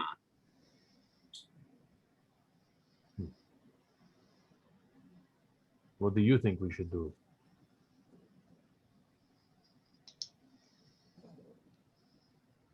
think it's right to stop this catastrophe from taking place. I think the riders are not in the wrong for wanting more out of life than they've been provided, but their methods are barbaric and will do more harm than good.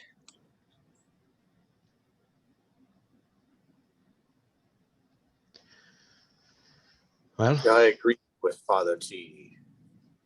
I suppose that's what we're going to have to do then. We just have to get to them in order to stop this. They were heading southeast when last we saw them. At least that's where their tracks were heading.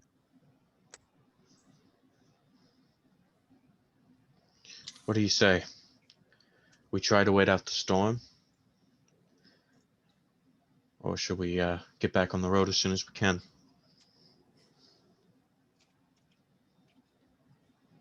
What happened to all those little specks and everything that I was entertaining?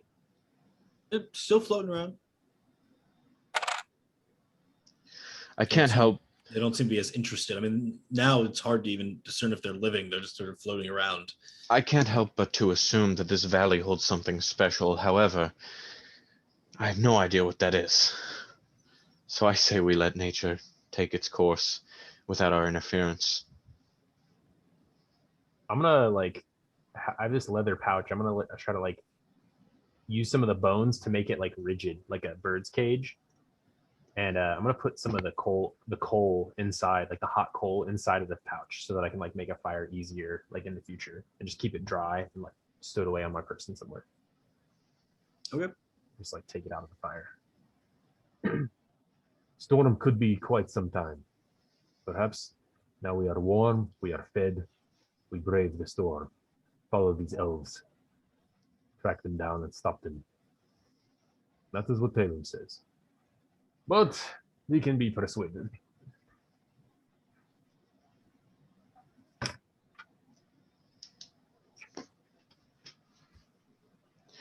Well, I'm ready to go whenever.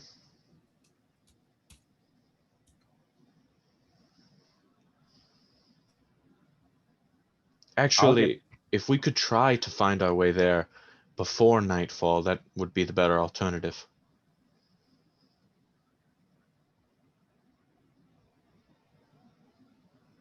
Let's do it. Okay. Heading back out into the depths of the storm here. It does seem to have lightened up somewhat from when you got here, at least, so that's somewhat reassuring. Looking back toward the place you've just left, as you zoom off into the water, I need everyone to roll perception checks. I would like to take my dog with me. Oh, there's no ifs, ands, or buts about that one. It just jumps on immediately. Cool. Is that a natural 20, Toro? I got a 19. 13. 13. 17. Okay, as you're making your way away, Toril, you are the only one who spots walking in towards this gigantic skull, a female figure. The woman seems to walk up and eventually lays her hand on the skull, and you see a smile creep over her face. You recognize this face, half masked, as that of Callie Yilala, the woman who led you to the Skyne Witch yesterday.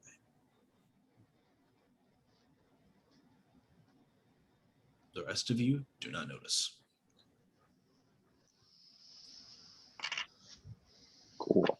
It seems we are not alone in our appreciation of this dry haven. And I just sort of gesture over towards her. Okay. I'll see all of you like get a glimpse, but with the storm, it's very difficult, especially if you're still heading away. It's now extremely difficult to make out who it is. I sort of stop very suddenly and, well, if there's someone there, we got to go talk to them. I mean, what if they're from the camp? Somehow I intentionally doubt that.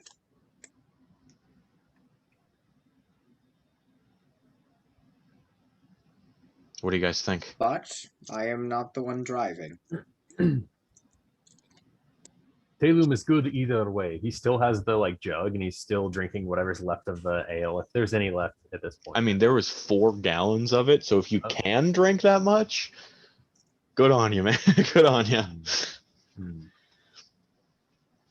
Probably drink a gallon of it Considering at least. considering that no one has strong opinions, I'm gonna turn around. I gotta go see somebody else if they're there, you know. All right.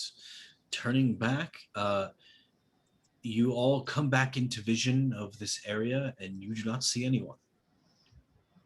Are you messing with me, Father?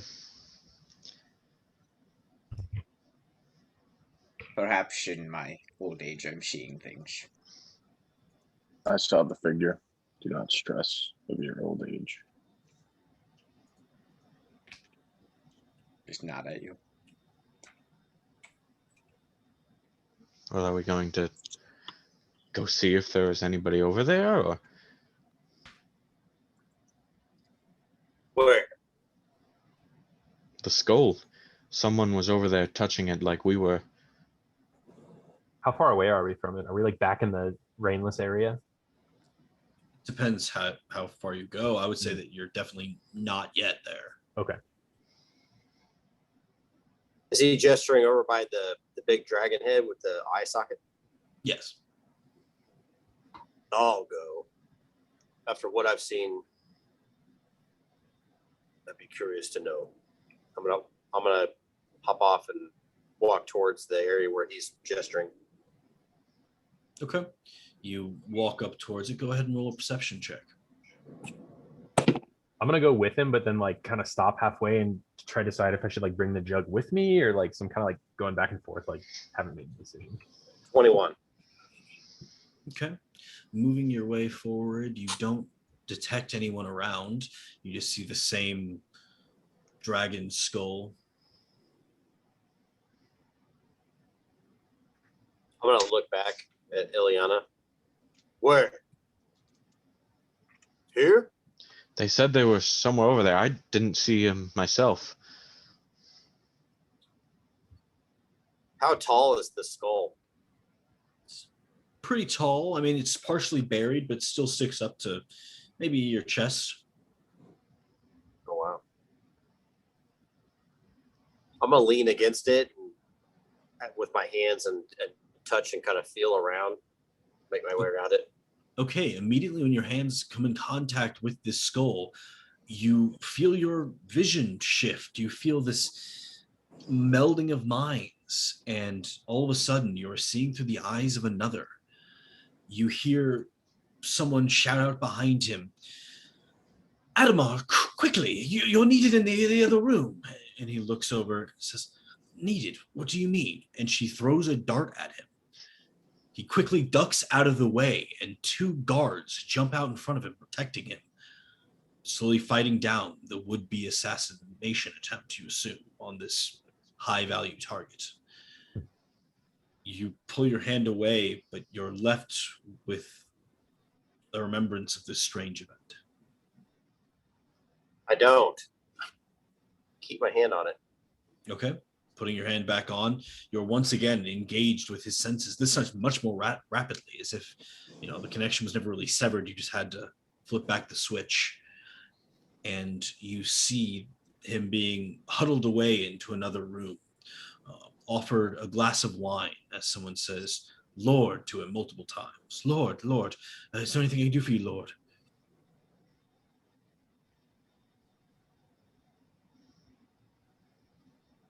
Can I see out of my own eyes, or am I seeing everything through his eyes now? Everything through his eyes. I'm just going to keep my hand on there and just kind of look up like a blind person would, whatever they were, just kind of, and I'm just going to observe. Is there any perception that he sees through mine? You have no clue, but you don't think so. Not at least not obviously. Go ahead and roll me a perception check. 12. Slowly, you begin to feel as though you can impact his decisions. As one of the servants runs up and says, Lord, is there anything get you to eat? Surely you could use something. You feel sort of a guide over his choice. He seems to be debating between a loaf of bread and something more substantial. Do you select one for him? I'm going to look back and forth and see if I'm able to control that. Do I notice if I can? It doesn't feel as though you can physically control him, but it seems like you can influence him. I'm going to influence towards the more substantial food. Okay. He says, perhaps a lamb chop would do me well. I'm hungry anyway. Is she disposed of? And the servant says, I don't know, but I'll certainly look into it while I'm getting you that food. Please, make yourself comfortable. I'll have them get you another glass of wine. You see as he sits there, you start sort of feeling his memories come over you and his thoughts. He's thinking, oh my goodness, another assassination attempt. I've got to be able to do something about this. I've got to prove to them that I am the rightful heir. This charlatan is taking over our city.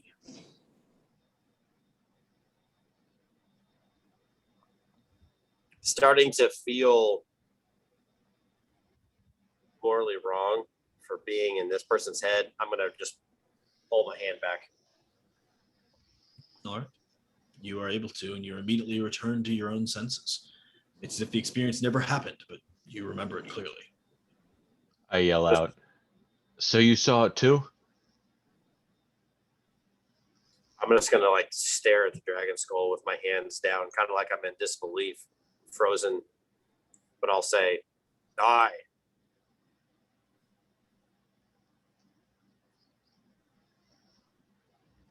Talum, go touch it. He like still has the jug and walks up. Talum says, you touch the thing and see something? See through somebody else's eyes, my friend. It almost seems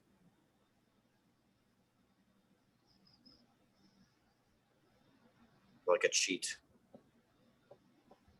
I'm not sure if we should do it. But if you need to see. Talum sees all he needs to see. The regret in Gold's eyes. I do not trust this. I will not touch.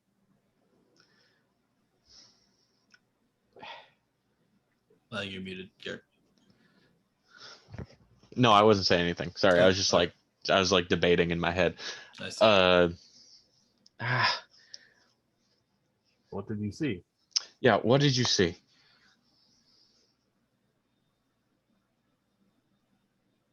I saw through the eyes of another.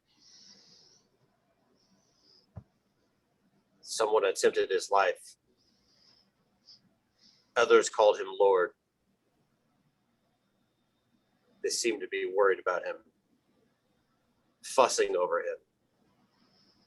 He worrying about proving his righteousness versus another attempting an uprising, perhaps a coup. I don't remember this from my vision, so I'm gonna go over there, and I'm like, pull me out if things get too intense. I want to try it again. I'm gonna see if I see what he's describing. Okay. Quickly, you are, once again melded with this mind of this man.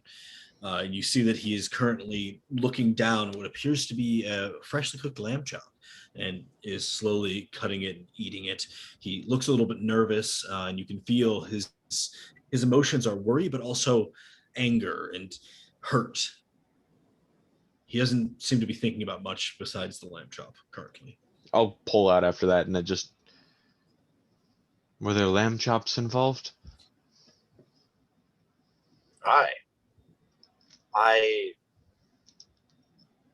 almost suggested you go for the lamb chops versus bread. It was as though I decided for him. I cannot be for sure.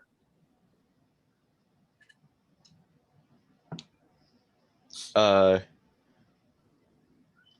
once again want to go for a quick sort of thing, and I just want to, as I look through his eyes and peer, I want to look around and see if I can gain any semblance of, like, I don't know, maybe he's got his name on something, or any semblance of where he's at, like which one of the cities, perhaps, if he's floating. I don't know, something like that. Yeah, it doesn't take you too long to be looking through his eyes to hear someone call him Lord Adamar. I'll say if you're willing to take maybe a bit longer, you learn that he appears to be, well, roll a perception check, I guess. Perception is +0, so 9.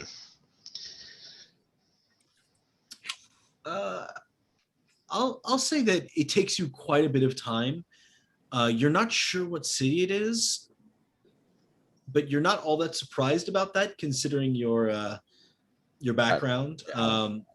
But he's definitely in one of the cities of Jakim.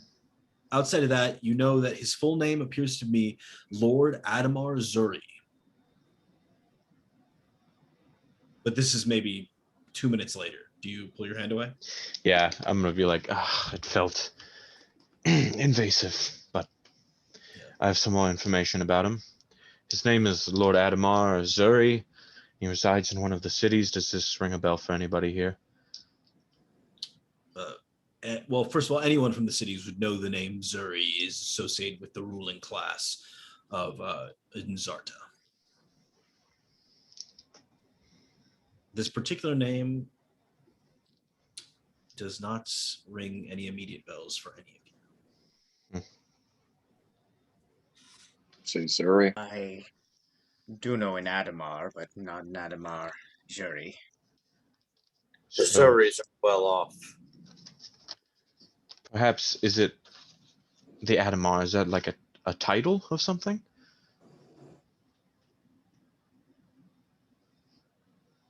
I do not know the first name, but the Zuris are well off and powerful. You know, the Zuri school. They make their home in Georgia, if I'm not mistaken. I read about it somewhere. Wait. Hold on. Is Talum the only one not from Sky City? I don't answer. Yeah, he just like starts like drinking the ale. Hold on. Ghoul, do you know of the Zuris? I know of them. I don't know them. Indulge.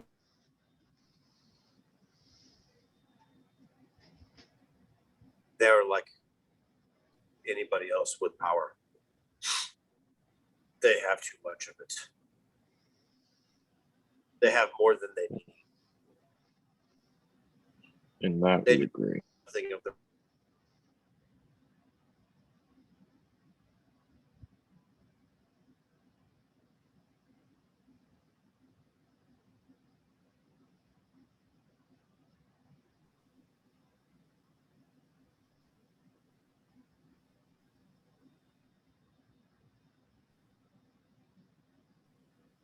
They're remnants of a more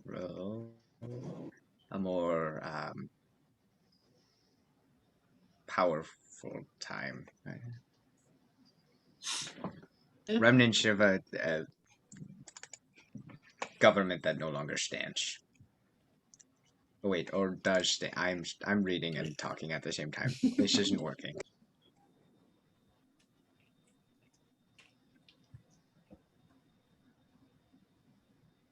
Ghoul, are you?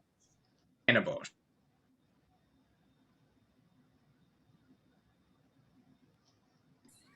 Oh, by the way,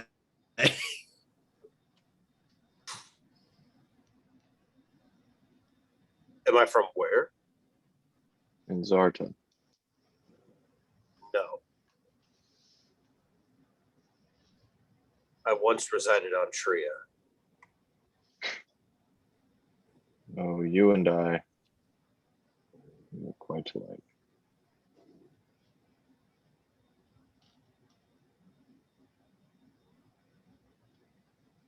Yeah. After taking a minute to refresh my memory on the Sherries, not necessarily the people you want to associate yourself with.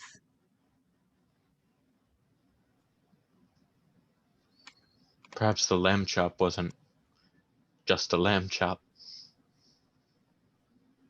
What is this word? Cannibal. He looks to Goal.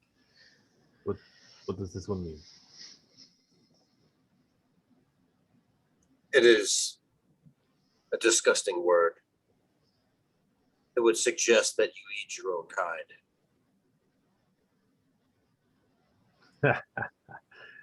No, not in the Sky City. You are mistaken. Why would they be there? You would be surprised what isolation does to a city. Rats tend to get their way into everything. You mean to say there are people starving in the Sky Cities? It's more of a pleasure, I guess.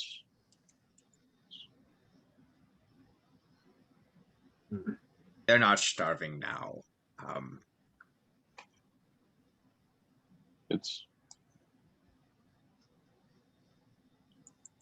There's a certain kind of people that have to resort to cannibalism to stay alive. Well, I hate to tell you, but if these guys are the bigwigs you say they are, I assure you it's not out of necessity. You see everybody in those places, you know, if you're powerful of any kind, any sort of authority figure and their police forces that reside underneath them are all protecting their weird, cannibalistic, self-indulgent, addictive ideals. You can't trust anybody in authority is what I'm trying to say. You believe in ghost stories? Because Um, sometimes it's not just corrupt politics. I think you'd be Maybe more surprised to how it than often you it can may see. be corrupt politics. I look at Like Aiken you, and I sort of give him a look like I feel like he knows more than he's letting on, or like, you know, I feel like, we're on the same level and I'm picking up on these double entendres. I don't know Yeah, if he is or not. But can I roll an insight check to see what he's going for here? sure, roll an insight check. I'm not rolling an insight check. I'm just assuming he and I are getting the same Oh. meaning out of his words that I am. Yeah, I wanted to because he just seems kind of like you know, he's like, oh, go, like he's implying things and then not explaining them. So I'm assuming he's like hiding something. I got a 15. 15. He definitely seems to be leading on to something. You don't know a lot of ghost stories, but Besides the one that Talum just told me, I've never heard another you've one. never heard one. Yep. So But you you're mean aware to that tell they're a me- thing. Like, ghost stories Yeah. are a common thing. I want to look him right in the eye and go, I'm onto you. I'm onto you. there are cannibals and ghosts in the city? Which city? there are. You are not from the same city as Goal. I don't. Goal and I are. You're No. wrong. The Sky Cities are full of people who know well what to do. That is why they fly above us. They have plenty of food. You're right. I have heard stories where you can go into buildings, not nomadic buildings, mind you, buildings that stay in place from the city that flies, and they serve whatever food you want, whatever ale you need, all day, all night. Tell me of a more perfect place. Taylor will not believe you. Cannibals and ghosts. He drinks more ale. Yes, This is a more perfect place. I can't even imagine having the ability to drink whenever you want, however much you want. See? I just played music for some unknown force. It was spectacular. I'm not hampered by fitting in or fearful of the powerful trying to take from me. I'm here amongst a few. We are off in the wild. And sure, there are possible dangers, but we are free beyond their influences in a place where fate can take us wherever. And if fate were to take us to one of these cities, I hand Gold the ale. That's an interesting thought. I'll take a drink. you see, Let me think about that. I'll take my another drink. ultimate intention is to get back up there, as I have some leftover things that I need to get back, as my exodus from the city wasn't quite my idea. However, I don't know. Never. I just, we need to get back to them while we can. Which city? Good That's a good question. question. Exactly. You speak in riddles, in innuendo, and in secrets. Me? No. Yes, you. I'm open. Purposely you booze. deceitful. Yes, you did. And how long did it take you to ask Taylor for payment?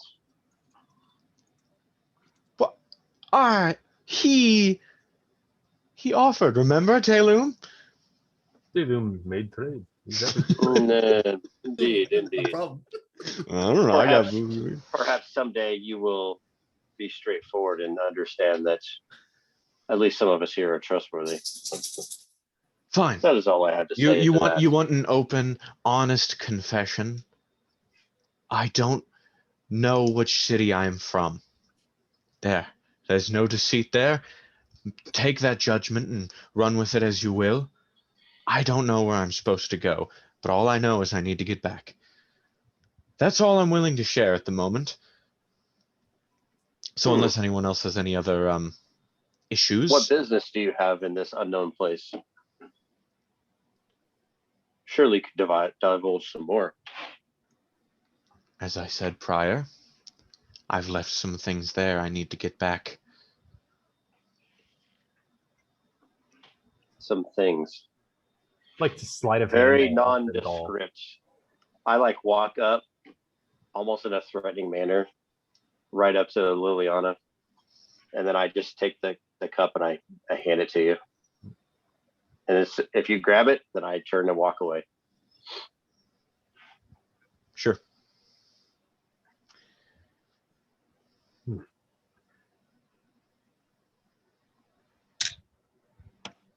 Galen thinks any city would be nice. He has not seen any of them, so perhaps one with taverns and citadels and churches and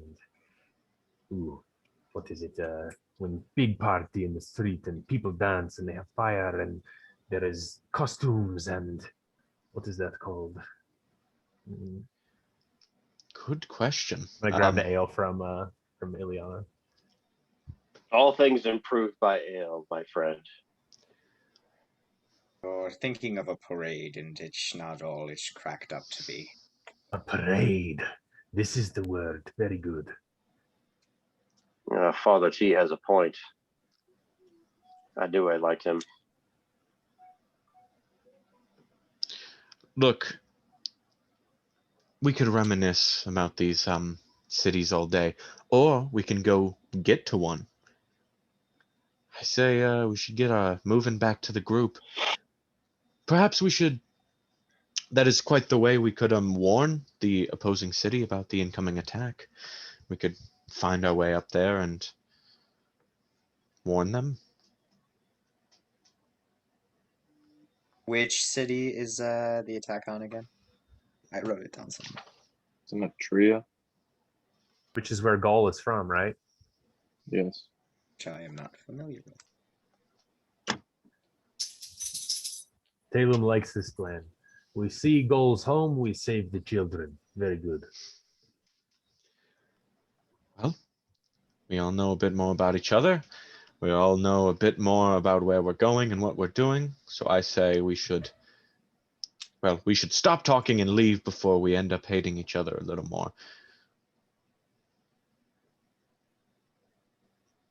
Talum is not hating. He kind of just walks over to the cart. Oh, Ileana. Do not mistake curiosity for hate. Perhaps in time, you will be more trusting. I could say the same for you.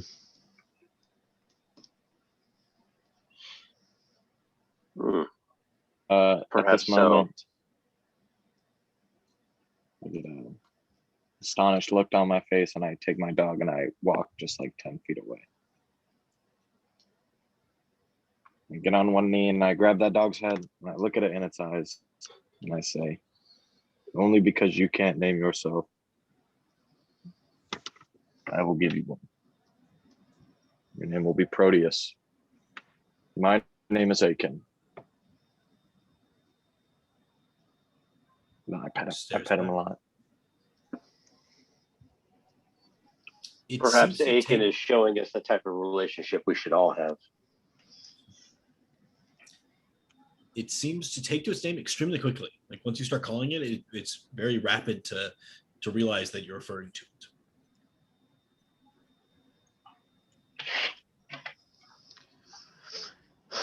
Well, while I don't want our relationship to be that of a dog and its master, I get the idea.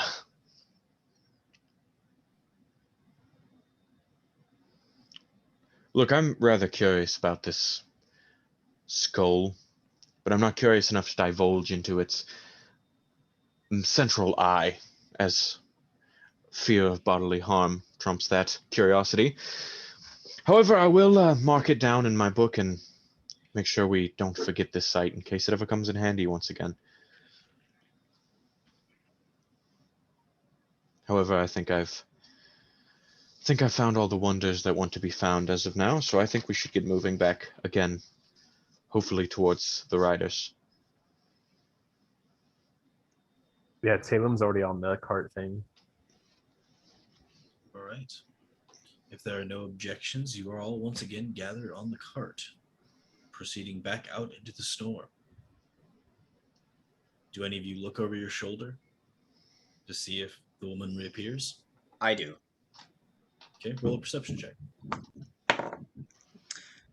24. Okay.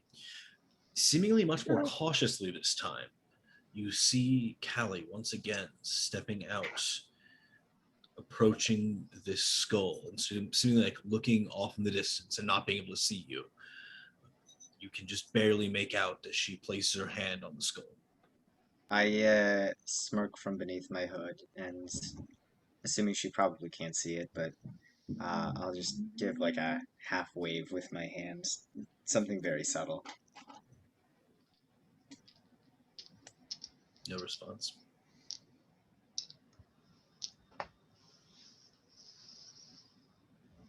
The rest of you continue on. As the bike kind of like sputters and whips through this storm up ahead, you're all sort of torn around, thrown through the storm and the ice and the water that's coming down. And then you see up ahead a collection of small lights, and slowly they materialize into the burning reactors of the other bikes of the riders. You come upon an encampment that they seem to have just thrown together. They're sort of huddled up against a relatively large stone rocky side of one of these craters, clearly the best they could find in a moment's notice. I'll bring us up to him, and I'll do like the as I break to slide up next to the camp here. All right. You don't see anyone immediately come to greet you, but it seems like everyone is like really focused on trying to get a fire going and like keeping people warm as best they can.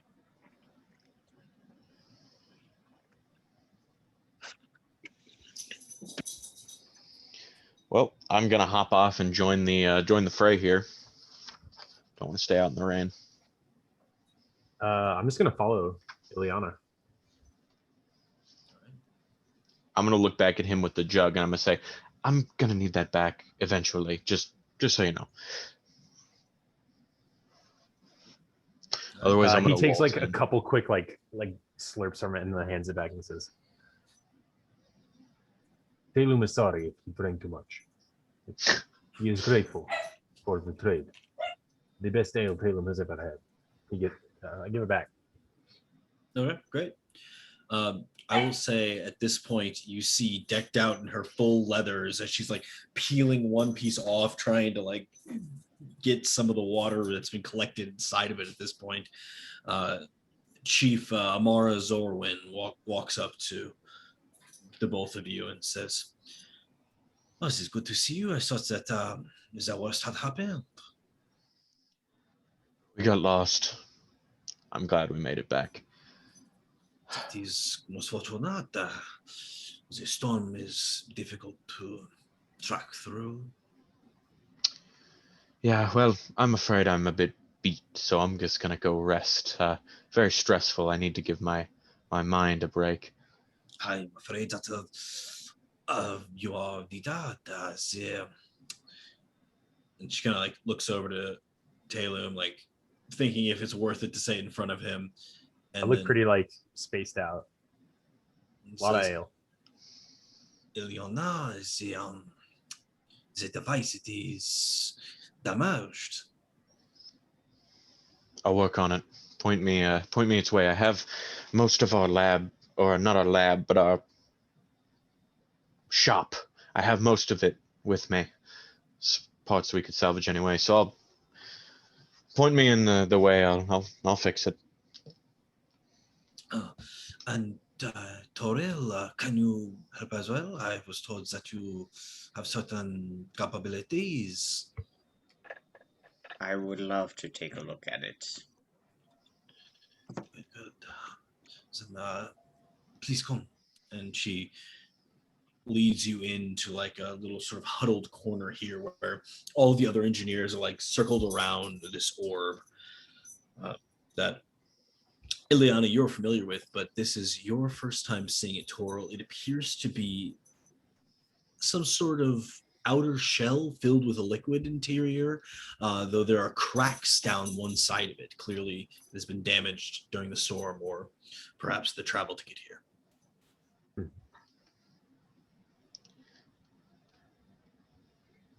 I'm gonna look over at Toril and be like, "What sort of talents do you have to get clearance on this?" I am good at many things, machines particularly. And you've never cared to mention that to me until now? Well, I did fix your mistake on the bike. I'm a little more. Ileana's a little more wounded by that than she'd like to show, and I'm just like, I turn and I just get back to the task at hand here. All right. Do both of you work your hardest to improve the situation with this explosive device? I don't. I do whatever is asked of me. I don't necessarily do anything to improve it necessarily. Okay. I, on the other hand, am incredibly frightened that Chief Amara will read my mind if I try to sabotage this. So I will absolutely do my hardest, bestest job. So in case she reads my mind, maybe she'll see that is the case, that I'm working hard. So Okay. In that case, I will have Yeah, you roll a tinkering check, and Toral, I would say roll a tinkering check with disadvantage.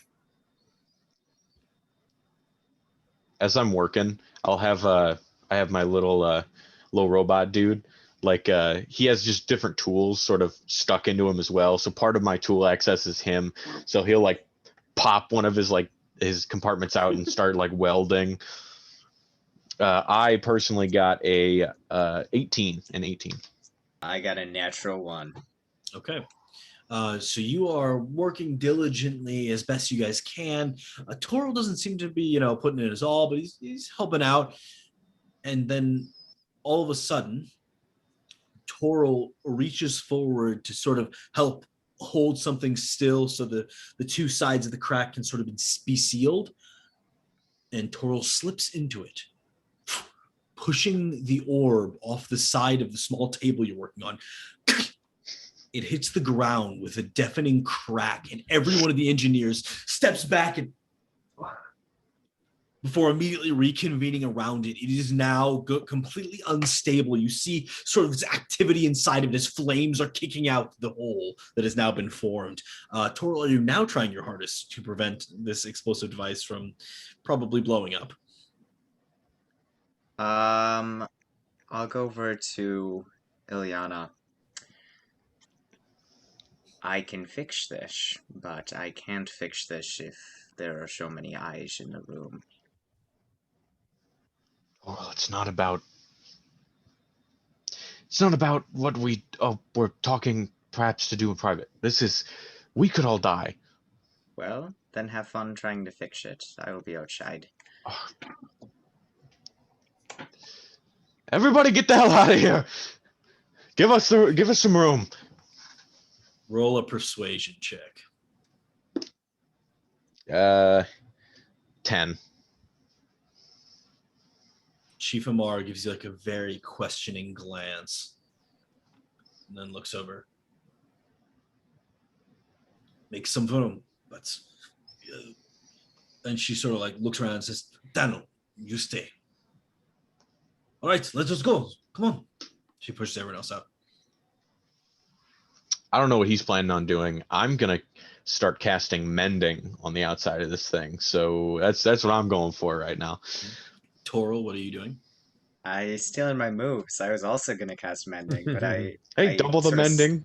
Slam my staff down, and as it happens, this rainwater that's collected off of it on it sort of flies off, and it starts to like unhinge itself and turns into this gyroscopic contraption on top here, with this like dark, inky black void at the center of it, seemingly held by nothing, but just floating in the center of the top of my staff here. And as I'm casting mending, I just sort of hold the staff over the orb, and assuming it works, I picture it as the orb just sort of stitching itself behind where I'm holding the orb, almost like it's converting itself back towards its previous state. I'm looking at this motherfucker full on like magic, and I'm like, and I like kind of start like trying to weld or like solder the cracks. So there's just like, it's a very rough, just like covering the top of them. And this dude's like controlling the rain. And I'm like, what the? If my mending is working, I don't know if it is or not. I probably that the iron just flies out of it as it connects back together the way it originally fit.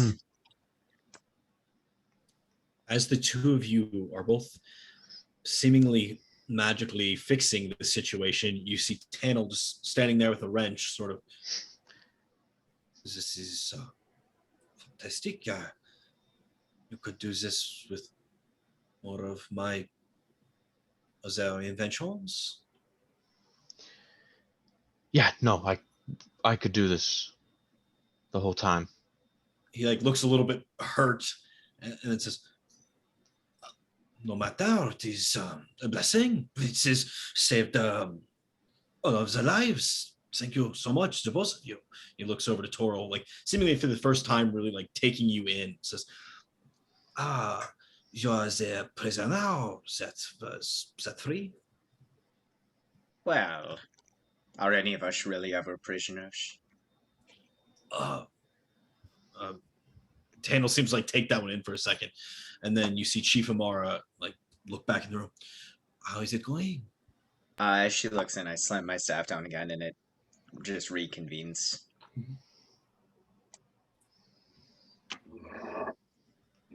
It's fixed. It's fixed. Yeah. It's Look at that.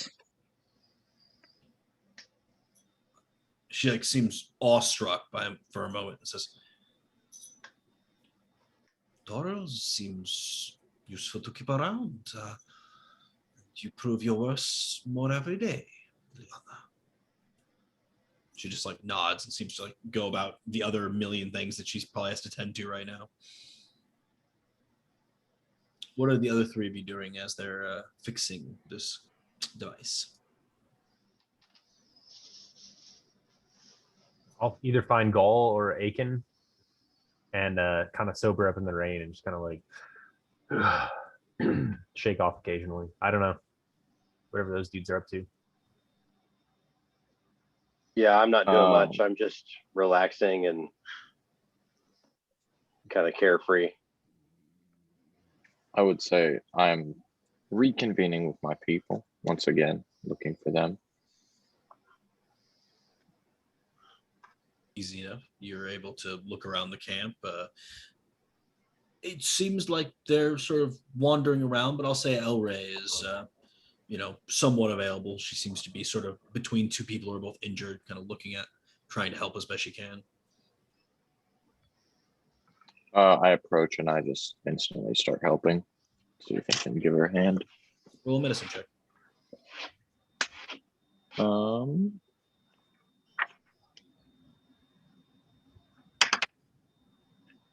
That will be a 22. Very nice. She like looks over to you and just sort of like backs away and like lets you take over, as apparently you know a lot more about battle medicine than she does. And she says, "You're full of surprises, as always." Thanks. Where is Higbane? And she looks away around and eventually points over one direction. You see him sort of like huddled up to the side, trying to keep one branch lit as he's trying to like transport one piece of fire to another area.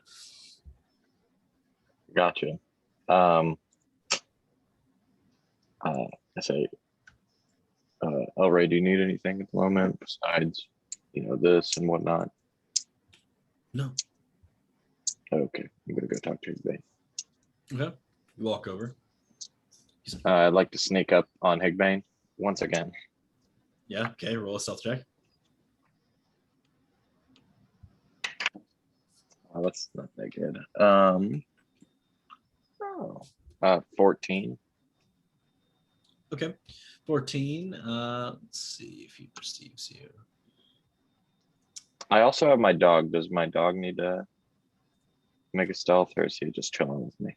No, he's fine. Higbane does not notice you approach.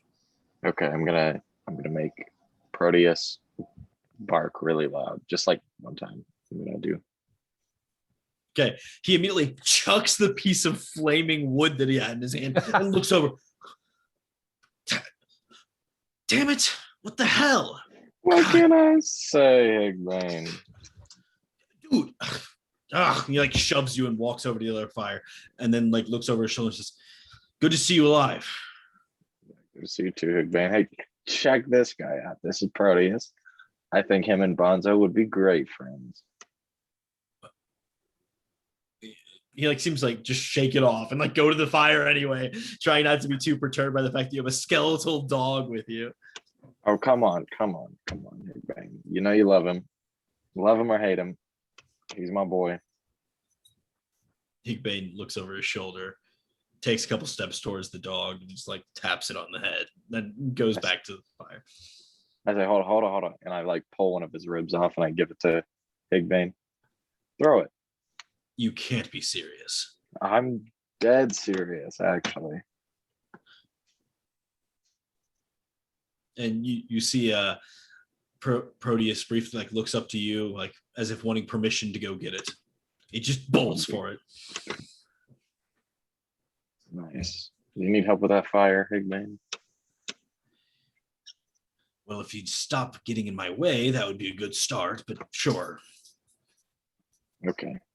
And I just wait for Proteus to come back, and then I just help Higbane move burning logs, I guess.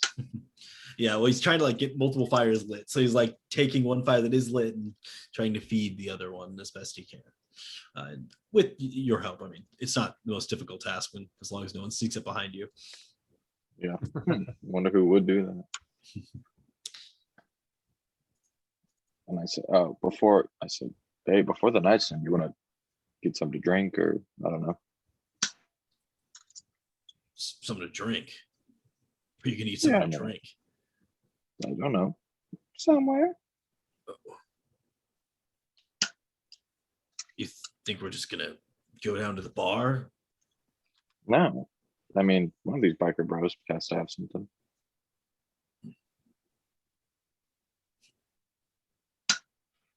I mean, if you can find something, sure. I'll look.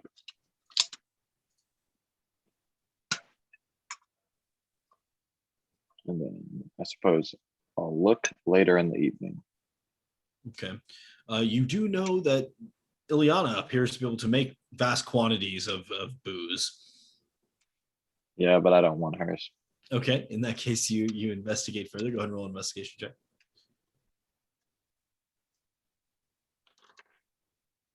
Um, 9.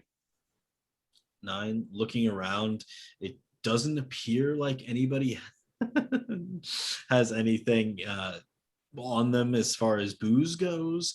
They apparently came across a like moving caravan of what I guess amounted to a still that was producing some sort of hard alcohol some time back, but it seems like everyone's stores are pretty much dried up.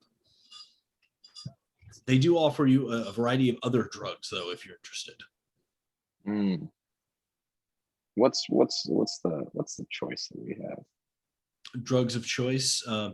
There seem to be a variety of different plants from around here that have differing effects depending on who you ask. There are also certain types of like granulated seeds that seem to be popular to smoke.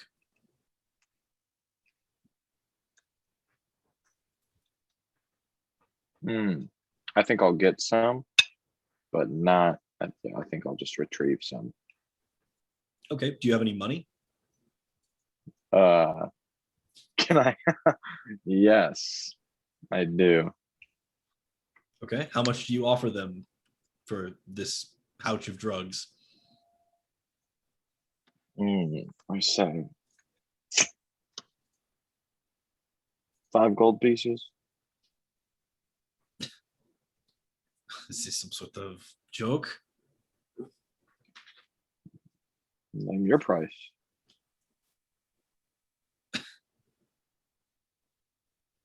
He like sort of takes a second look and says, I was thinking some lines out 1 silver range. If you have to make jokes about it, perhaps 2 silver. Well, they call me a funny guy, so.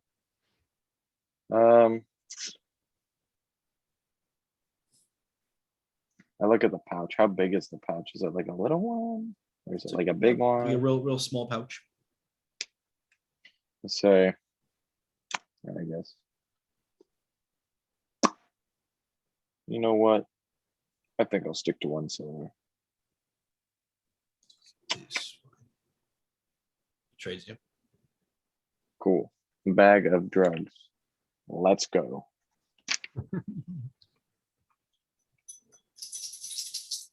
And then I will pass the torch to whoever wants I'd it. like to say some things to our resident father here. Okay. You finish up with your mending of the orb of destruction. As we're like picking it back up and going to put it on the table, I'm just gonna like lean in and I go, all right. What's your deal? Come on. My deal? What are you, not an old man.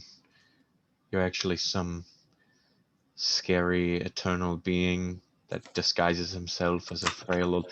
What's your deal? Come on, I have to know. I have a very strange reaction to that sentence. At first, his eyes widen, but as you continue, I think he sort of melts back into his normal facial features, and I'll say, I'm many things, but right now I'm Father T of the Riders. I've served many roles in life. I don't know if I can try to persuade him, but like as not the skill, but like me personally, I'm just like, look, I know there's something under the surface. I can tell when someone's faking a persona. Call it experience, or call it a lucky guess. Just drop it for a second and say something to me honestly. How to put it in so few words. I also have some things I need to recover from the upper city. Although I'm not sure I'm welcome back where I came from. I also have other goals. I intend to make a brighter future for all of us. Perhaps someday accomplish some great heroic act. But for now, just back to the city. Are you maintaining you're saying that you're still Father T? Are you still keeping up with that act?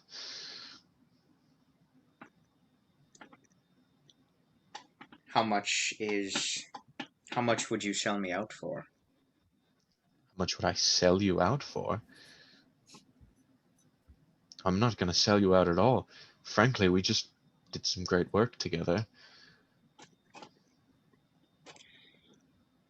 My real name is Toril, as you know. My last name might be familiar to you if you're from the cities. Valshire. I'll type it. Obviously, I don't wish this information to reach any other ears. All right. My real name is not Ileana either. No. And that's all I have to say about that. I laugh. I'm on to you. I'm on to you, Toril, and I'm just gonna walk off on my own. Just mutter to myself. Hmm. On to me. I just told him my whole life story.